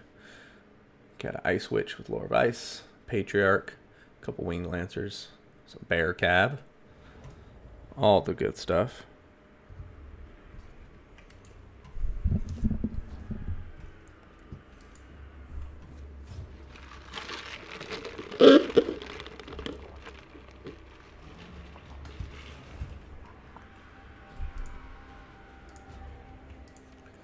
All right, ladies and gentlemen, looks like it's running smoothly. Knock on wood, it stays that way, because I would like a smooth final. We got ourselves Saber Tusk pack on either flank. We got 3 Ogre Bulls. One of them will be Iron Fist. Got that Iron Blaster, that Slaughtermaster, that Hunter, and that's going to round out these forces. Coming over here to Kislev, we are going to have 3 Horse Archers. We got Armored Cossars up front, 3 of them, backed up by Armored Cossars with great weapons. Got 2 of them there, and then 2 Cossars with spears. The 2 Winged Lancers, one on either flank. Bear Cab in the center with the Patriarch and the Ice Witch. Ice Witch will have Winter's Heart and Ice Sheet. Patriarch will have Salyak's Lullaby, Daj's Song of Winter Sunlight, and the Battle Hymn of Tor. For the Slaughtermaster, we got Iron Fist. Is that what it's called? I think it's called Iron Fist. No, Bone Crusher, Bull Gorger, and Troll Guts. Hunter is going to have a Bang Stick, as well as the Noblar Thief Stone. So he's going to be invisible as long as he's out of combat.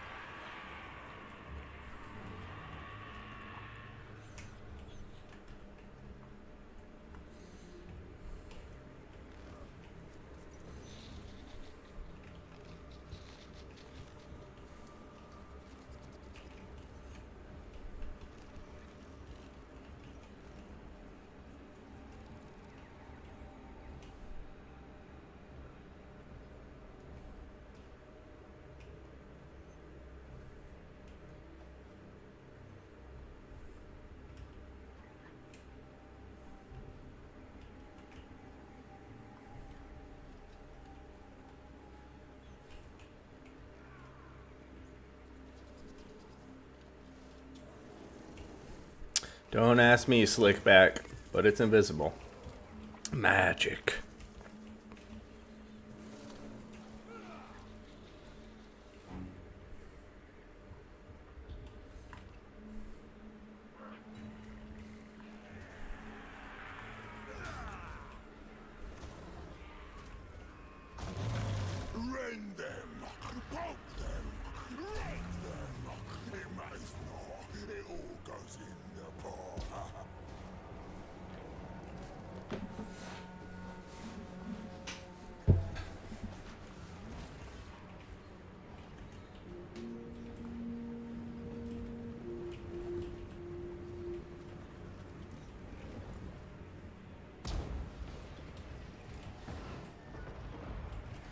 Going right after the bear cav, already killing a model.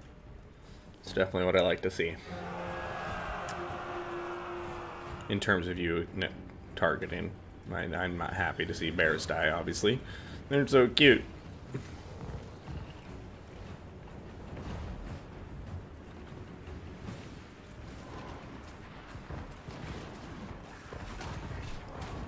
Lead Belcher seemed to be focusing on the horse archers here.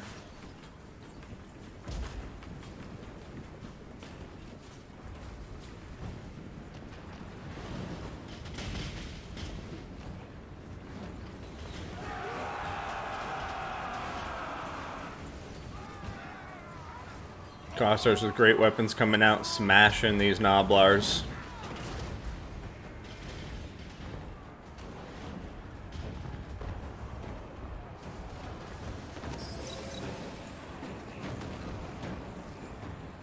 Alright, Hunter coming out from his sneaky position. Now in combat, we got the bear cab over here. Going to be throwing down the ice sheet, decreasing speed and charge bonus. Or no, speed and charge speed, my apologies. Kislev will win this engagement so long as they stay. So long as these units don't get reinforced. And it looks like they're not going to be. The ice sheet, a nice play there to prevent anything from escaping, but also slowing down any potential reinforcements. Bang stick coming down, doing some nice damage there.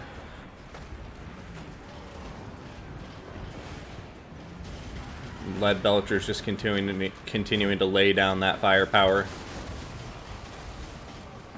You just see the Stonehorns rampaging. The bear cap going to be very much needed to win those engagements, but over here they are going to be dealing with the Saber-Tusk pack and others.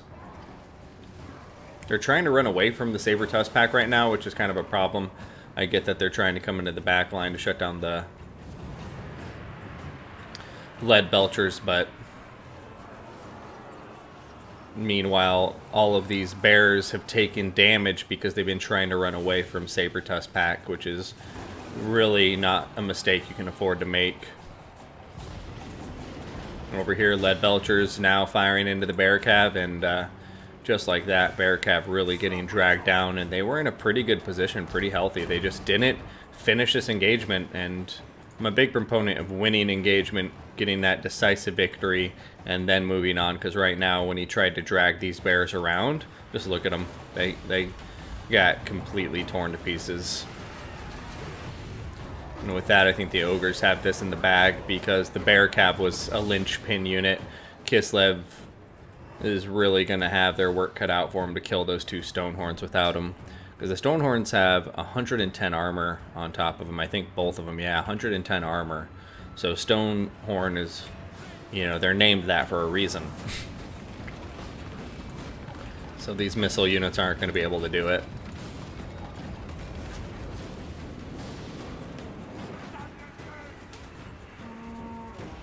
There you go, Sturus Maximus. Welcome to the stream.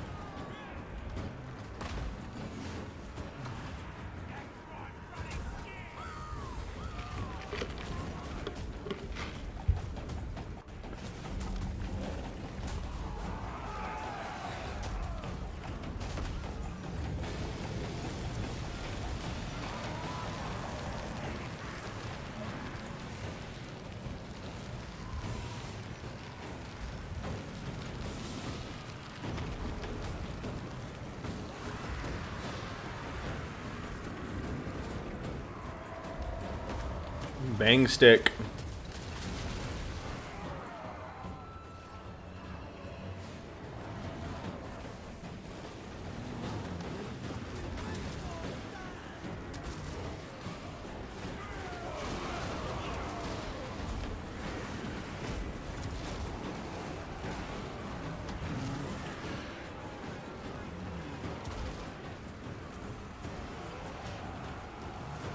Alright, Ogre's coming in to cut off the Ice Witch's avenue of escape.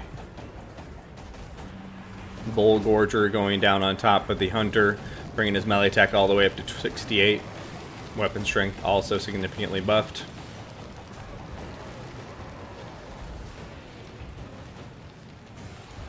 See the Ice Witch still trying to get out of there, but her Unbreakable's about to wear out. There she goes, gets a little bit of a push from the Hunter. But there we go, Dismember has been popped down on top of her, debuffing her speed significantly. She's routing, she's dead. By her own, or no, by the Iron Blaster. Oh god, just shot her point blank. And now it's turning onto the Patriarch, and that's going to be a GG for the first round of their best of 3 final. Going to the Ogre Kingdoms, led by Romulan Dog.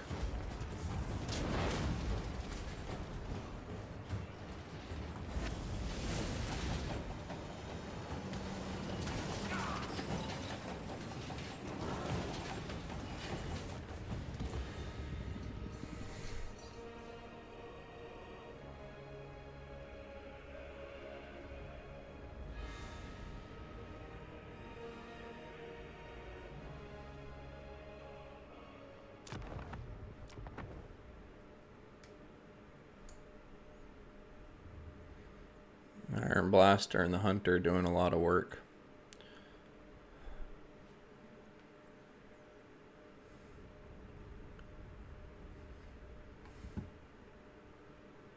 I don't know. I think it's a tough matchup for Kislev. I think they have...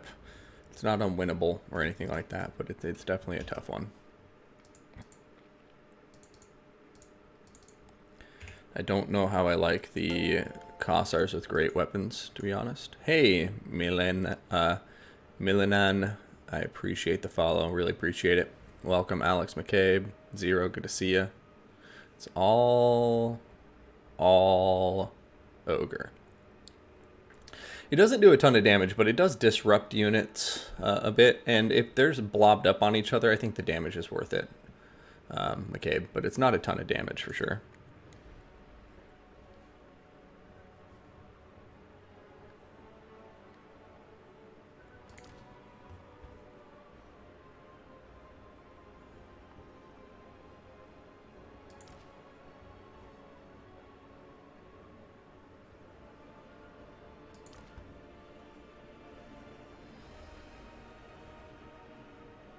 Yeah, it's not armor-piercing damage, just explosive damage. So, probably good against blobbed-up light infantry, but other than that, it's just going to kind of disrupt formations. And also, yeah, how much does it cost?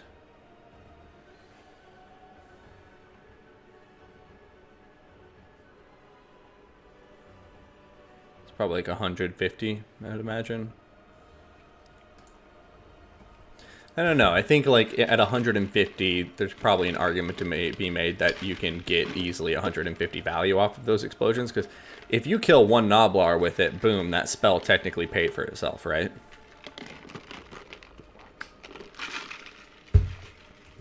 So I could see an argument being made for it to make sense, especially on a Hunter and a Stonehorn, because units are so likely to blob around them. And the thing about that spell is even if it doesn't do a lot of damage, it does disrupt formation. So if you're surrounded by halberds and you throw down a bang stick, it could very easily be the opening that you need. Like it'll knock over the halberd so the hunter can run out of there more easily. But I don't know. I don't bring it because I'm just playing devil's advocate as usual.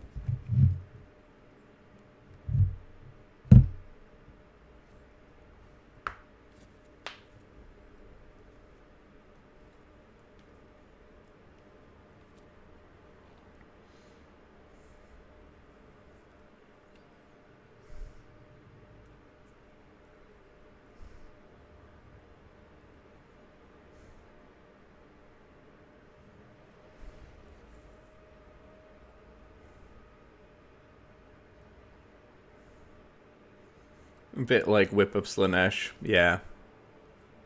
It is kind of like Whip of Slaanesh, but it doesn't cost winds of magic.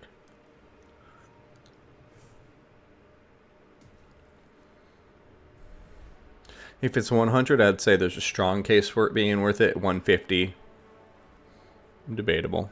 200, no, definitely not.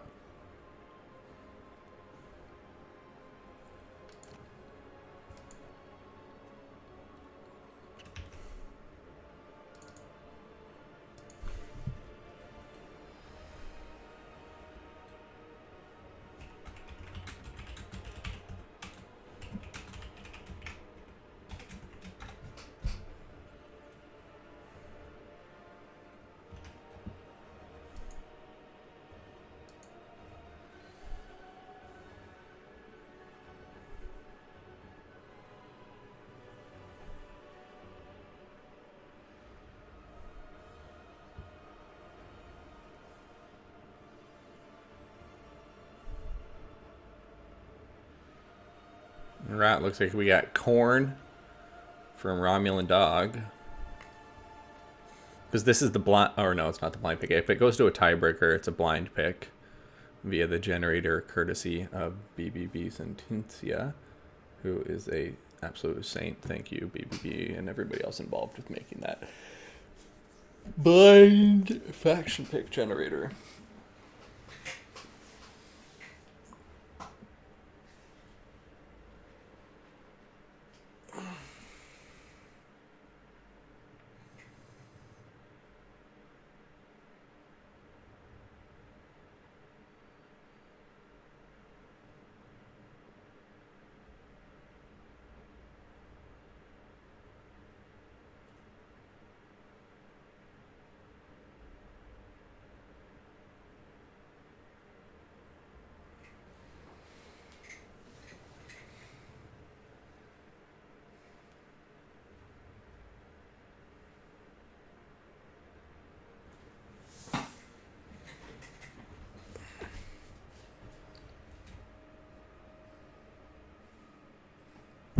Sorry, somebody's at my door. I will be right back. Stock item feels like an oversight on CA's part, right? Yeah, I would say so, Apache, considering they don't even let the high elf lords use the stock item when they're on a dragon. I would say seems like an oversight to be able to use a stock item on a Stonehorn, but not a stock item on a dragon. Just my personal thought. Yeah, to me, the stock item should not be on top of it when it's on its Stonehorn. It should only be there when he's on foot. Be right back.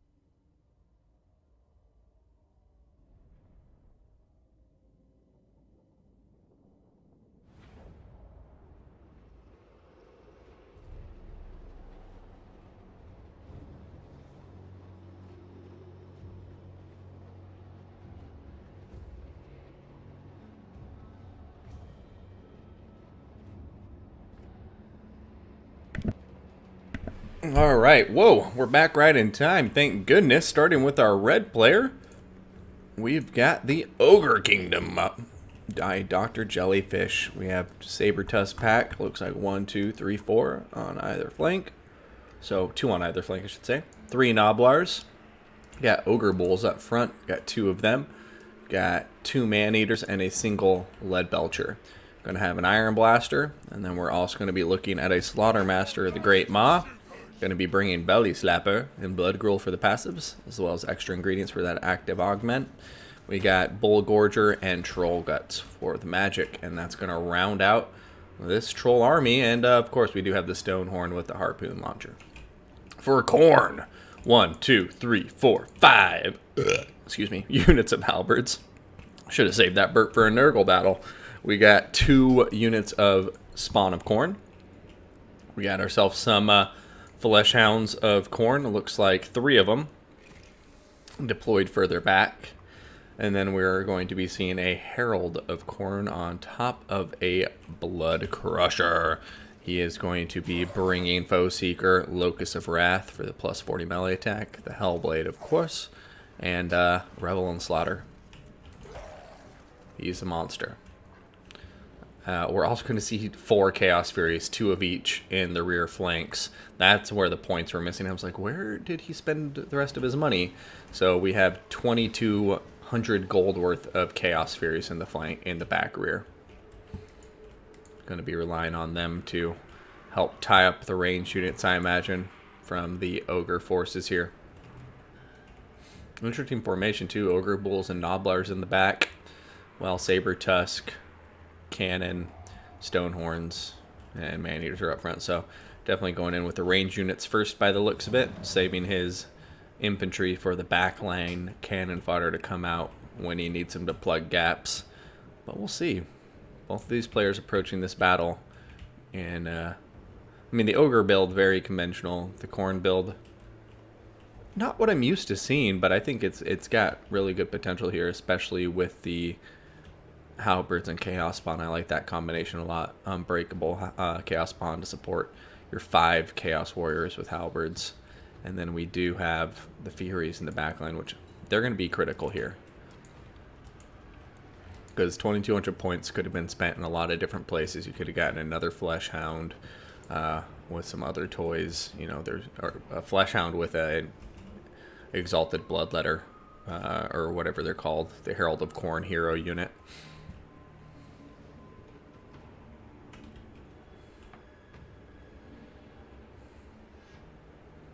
Forces are pretty much evenly matched in terms of troop count. Khorne does have a slight advantage.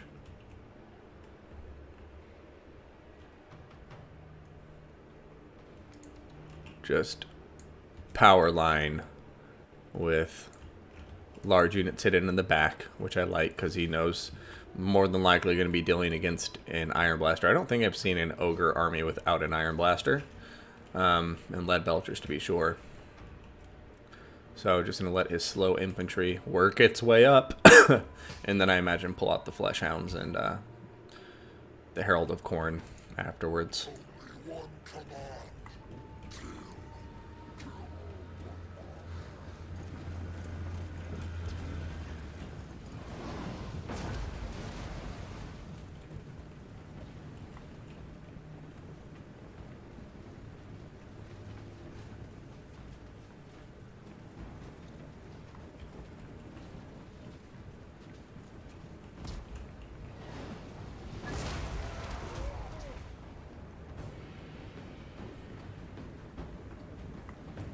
Shake it off, Chaos Spawn.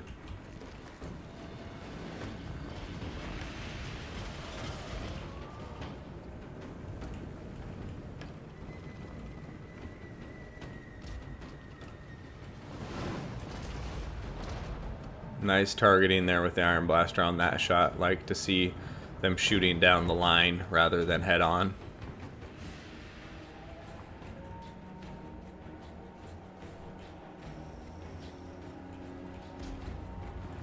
Alright, Chaos Spawn are rampaging now towards the Stonehorn.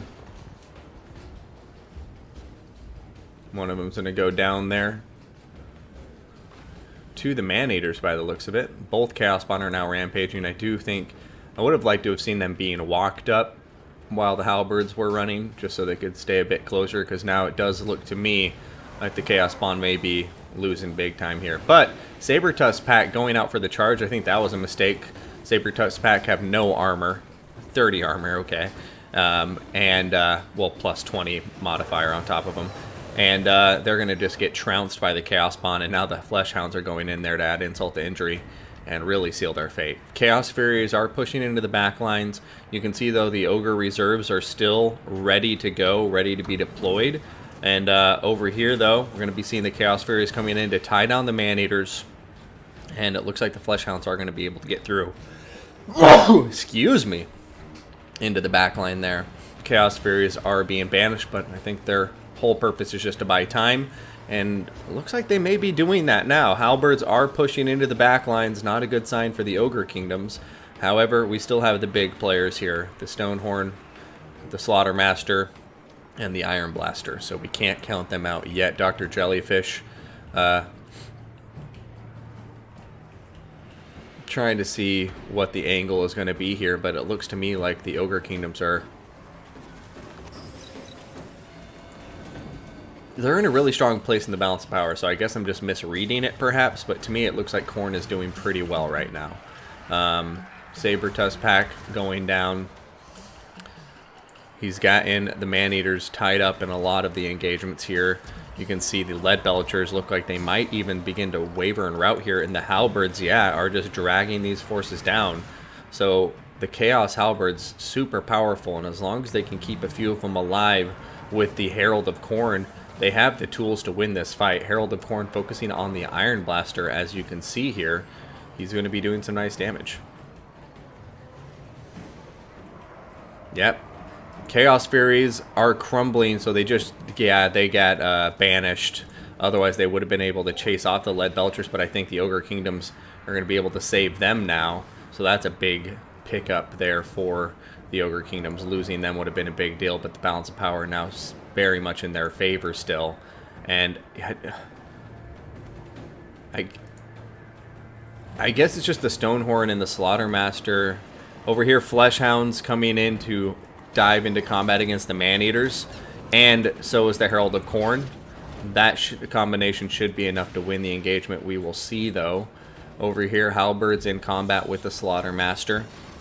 Back here, Halberds winning against the Ogre Bulls, but the Iron Blaster is going to be a deadly chariot unit for them to contend with. Over here, Flesh Hounds coming into the backline. They're getting on top of the Lead Belchers, but the balance of power is still so heavily in favor of the Ogre Kingdoms. It's kind of blowing my mind. Alright, over here, Herald of Khorne now getting smashed pretty hard.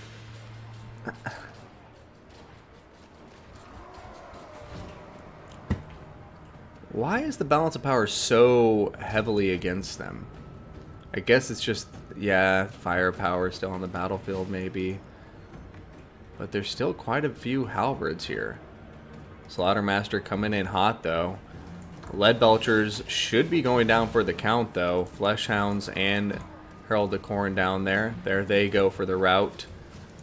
Looks like these Flesh Hounds are going to begin routing, though. Yep, there they go. They get banished. And now the Herald of Khorne needs to get out. He's... I don't know. Maybe I completely misread that. Please let me know in the chat, guys. But I feel like the balance of power there was really... Like, why did that whole Khorne army just shatter there? I guess because the Iron Blaster and the Stonehorn and the hero, but... I feel like the balance of power was kind of out of control there. Can't say that's why Chaos lost it or anything like that, but it just seems to me, I'm like, why were these... There were still plenty of Halberds on the field. But I don't care because we're going to a tiebreaker. A very good game to both players, though. I mean, can't take away from his victory here. His Man-Eaters in particular getting a lot of value. So we'll see what happens as we go to round 3, which will be a blind pick. And don't you know it, the game will crash before the tiebreaker. Because of course it will.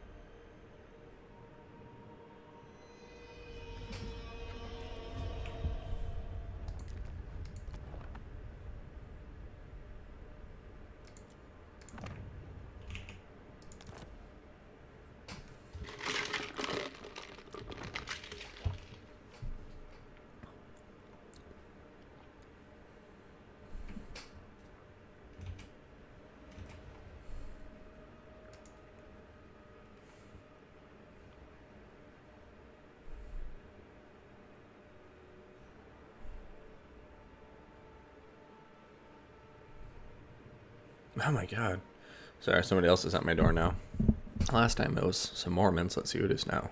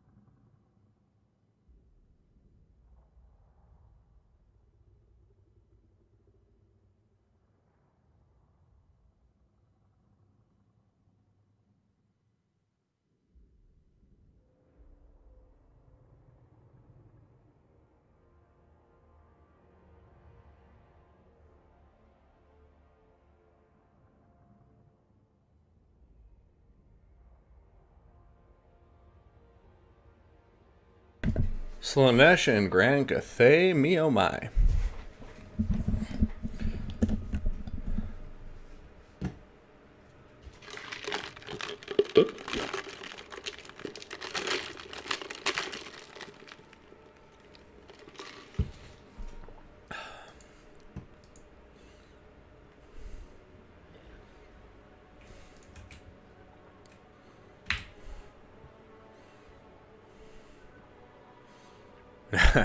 Me too, Apache.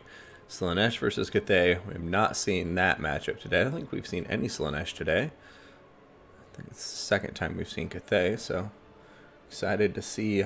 This is the tie-break battle. Talking about ending with a bang.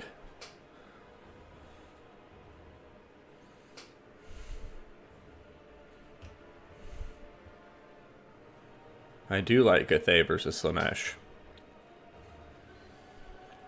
But Slaanesh is the fastest faction. Very fast, good armor piercing, just low armor, and no missile units to speak of. Or flyers besides their Furies, so that's why I think Cathay can do well here.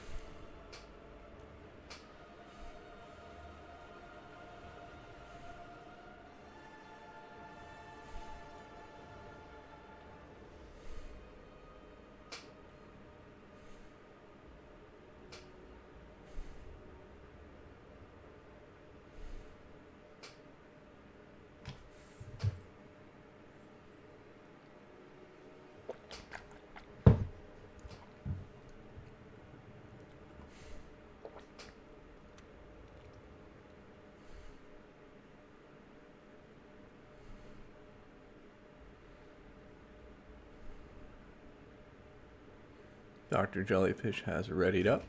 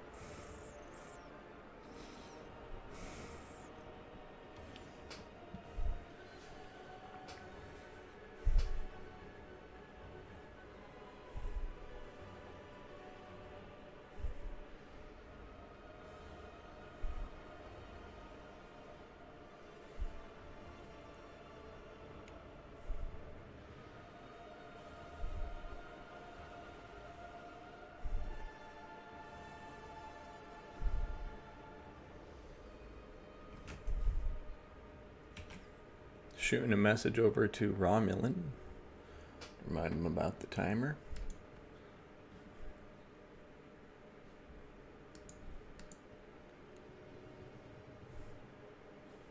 He does have home court advantage since he's in the Pleasure Reach Slaanesh Wastelands.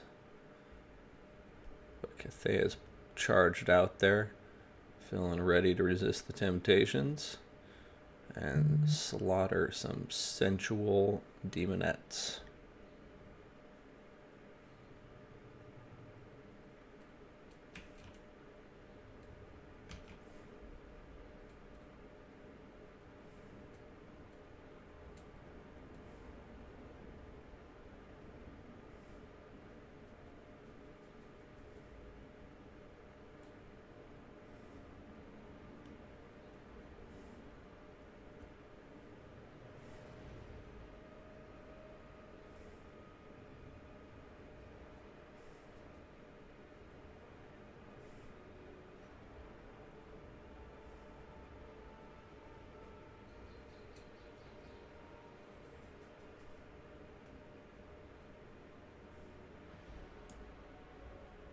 And here we go, ladies and gentlemen.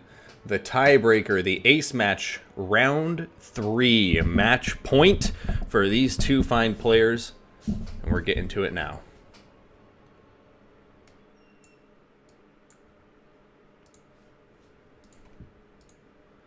Alrighty, Pleasure's Reach, Slaanesh Wastelands.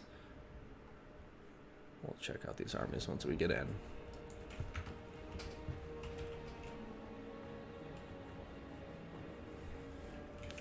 Alright, beginning with our blue player, Romulan Dog. Since it is round 3, we're going to have Seekers of Slaanesh. Along with, so 3 Seekers of Slaanesh, armor piercing, poison, magic damage. We're going to have Marauders of Slaanesh, 1, 2.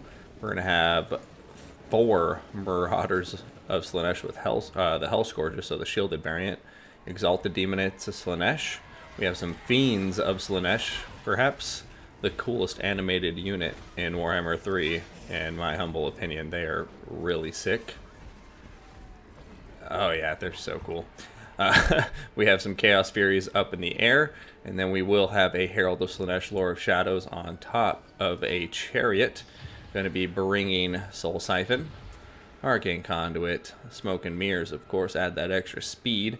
We do have the Portal Glyph, Locus of Grace, and then for spells, Pit of Shades, and the Enfeebling Foe. So that's going to round out Romulan Dog Slaaneshi army. And now for our Grand Cathay army, being led by Son of the Mountain clan member Dr. Jellyfish. We have Peasant Spearman, looks like 1, 2, and 3. We have Miao Ying on the ground.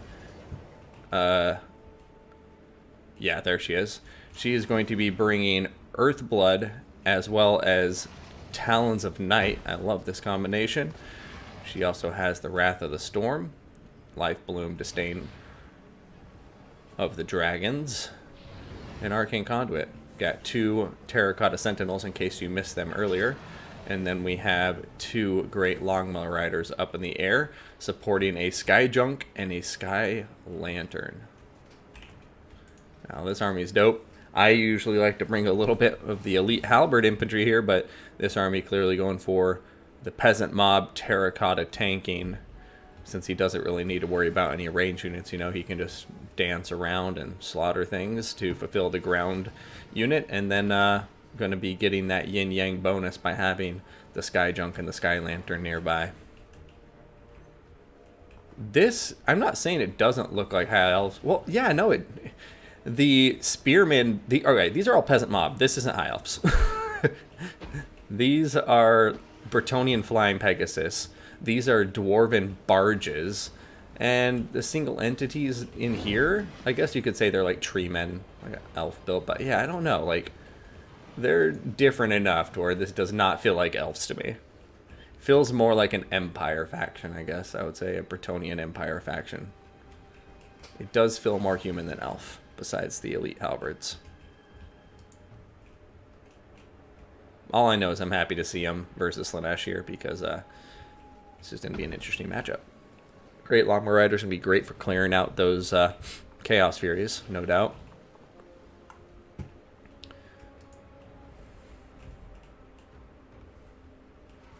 I refuse to see reason. Hey, I do that every day. I might be doing it right now, who knows.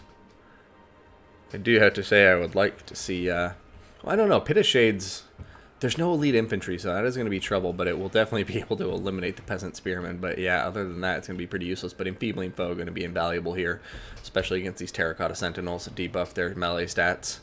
As you can see,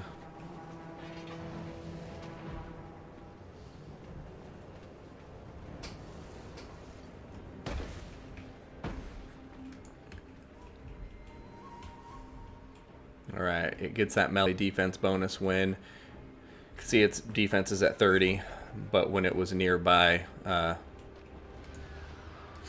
Sky Junk, its defense went significantly higher. Anyways, I don't know, I'm explaining the obvious thing to you, chat. My apologies for treating you like idiots. And the balloons would be, yeah, anti-large infantry, healing, AoE, single entity, and flyers. Yeah, but the multi-entity Longmail Riders definitely don't play like single-entity dragons.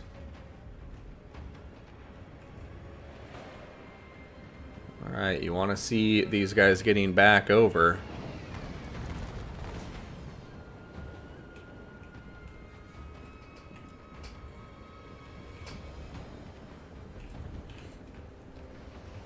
Yeah, so it's plus 12 extra defense when these guys are near the sky junk.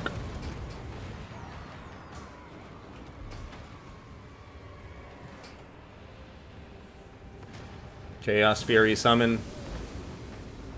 Alright. Melkos Mystifying Miasma was also on top of that Herald of Slaanesh, and I missed it. And it's doing some good damage. Speaking of good damage, Sky Junk whiffing a few of those shots. I thought it was going to be some high damage there, but not going to work out for him. Over here, going to be seeing an Earthblood, I have to imagine, coming down, but Enfeebling Foe going down first. Great Longbow Riders have lost 2 models, make that 3 and counting. So, Miao Ying, there it is.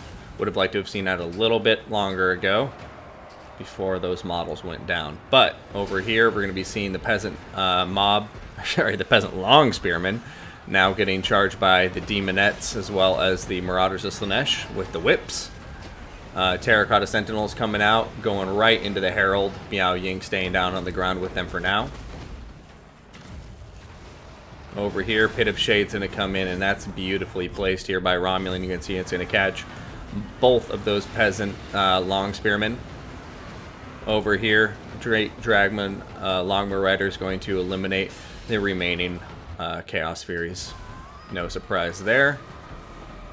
Miao Ying now turning into a dragon, and the Sky Drunk just decimating all these Demonettes and Marauders that are bunched up on the ground.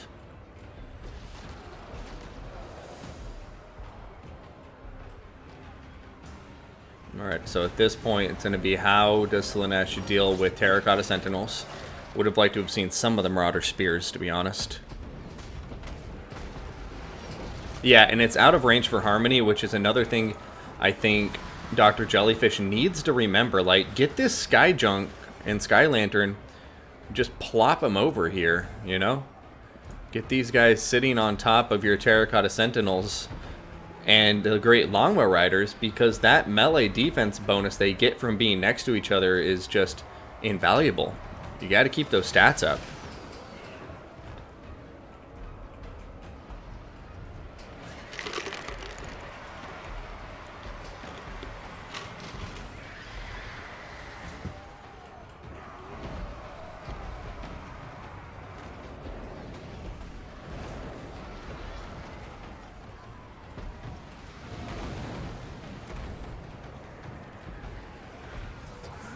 Sky Junk also doesn't have a ton of ammunition, so that's another thing to watch out for. But this is exactly the kind of target it wants.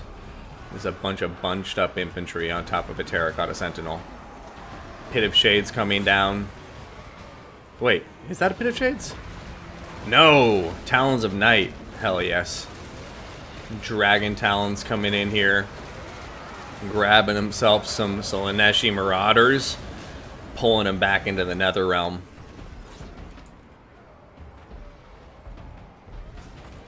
Slaanesh working hard to try to get back in this. Nice rear charge on top of the Peasant Spearmen. Should rout them fairly quickly. The Seekers of Slaanesh just staying on the peripheries of the battlefield right here, along with the Herald of Slaanesh. None of these guys wanting to commit to any engagements. Both the Great Longbow Riders are going to be very, very weak. They're just going to have to stay up in the air from now on.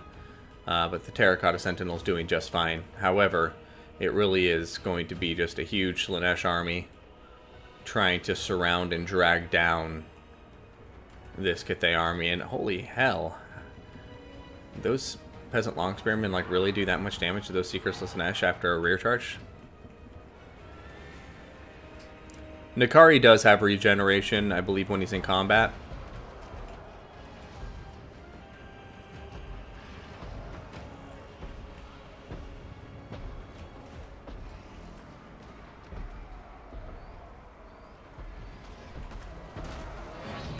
And that's a good point there. Good point, Apache. The Sky Barge. So accuracy is also improved by the Yin Yang isn't it?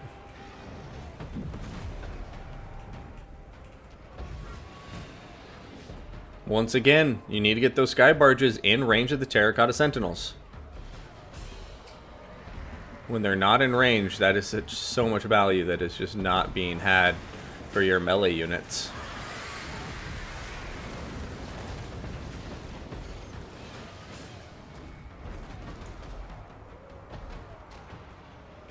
One nice thing about all of these Marauder units, though, is they do have immune to psychology, so they are not going to rout. Or terror rout, I should say.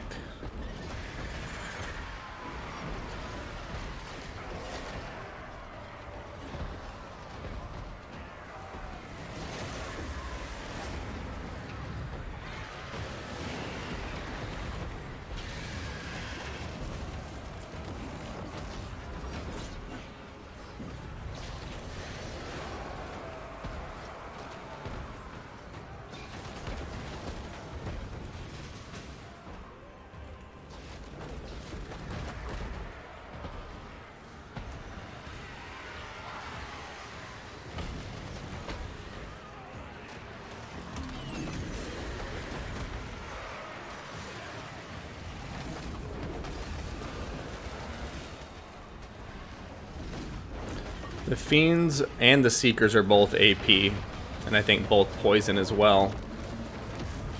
The problem is those single entities are just so hard to deal with, and then here it is, another big Talons of Night going down here. This Cathay army really playing dirty. Anytime these units blob on top of them, they're taking a ton of damage too. Yep, there it goes. Fiends of Slaanesh, everybody diving into combat. This time looks like they're going for Miao Ying. The Herald of Slaanesh is in combat too, but taking a ton of damage. Oh, but getting banished now. Miao Ying not looking super healthy either. Here comes a Chaos Fury summon. The Herald of Slaanesh is stabilized. Now looking to run away, but Miao Ying looking very, very hurt here. Great Longbow Riders coming after the Herald of Slaanesh, though, causing her to start going unstable again and perhaps going to banish. I don't know if you refer to the Herald of Slaanesh as a she. It's quite androgynous, so who knows. Over here, Miao Ying, though, beginning to rout. However, the balance of power staying in Cathay's favor, even with Miao Ying running away. And I guess that Talons of Night still went down, and that's banishing the rest of the Fiends of Slaanesh. Oh my goodness gracious, what a close fight. Players trading lords. Well, I guess not quite yet. Miao Ying is still alive technically. But it looks like the Terracotta Sentinels are going to hold this thing together. And that's going to be a GG well played, with Sons of the Mountain, Dr. Jellyfish here coming back from a 0-1 deficit to take it 2-1.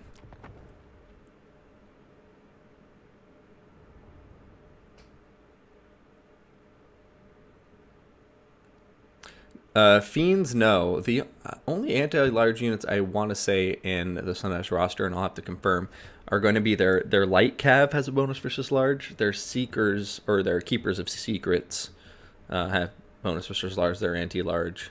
And then the Marauder Spearmen. Yeah, Sentinels are very cool, but a very good game to both of these players. Slaanesh almost pulling it off there.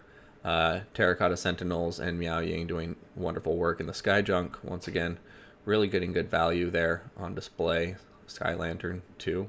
So yeah, both of these players' builds I liked quite a lot. I think this is a matchup that is in Cathay's favor. Let me know if you disagree in the chat below, but I do think Cathay can really excel in this matchup because elite halberd infantry, these single entities doing very well for themselves. The Sky Junk and Sky Lantern, they just have the air superiority too. Like Slaanesh cannot compete with Cathay's Air Force in any way, shape, or form. So it's a pretty tough matchup. So great games to both of these players. A huge thank you to everyone who played today, and to everyone who viewed. So thank you all so much for tuning in. per usual, let's go. Give a big thank you to Milanan VK for the follow, and a retroactive once again to Shetland Apache. He subscribed for 45 months to the channel as of yesterday, so thank you so much for the support, my friend. But on that note, everybody take care. Go have a wonderful weekend. I'm going to get out of my chair and do anything other than this. And yeah, I'll catch you guys next time. My son HW signing out. See you on the battlefield.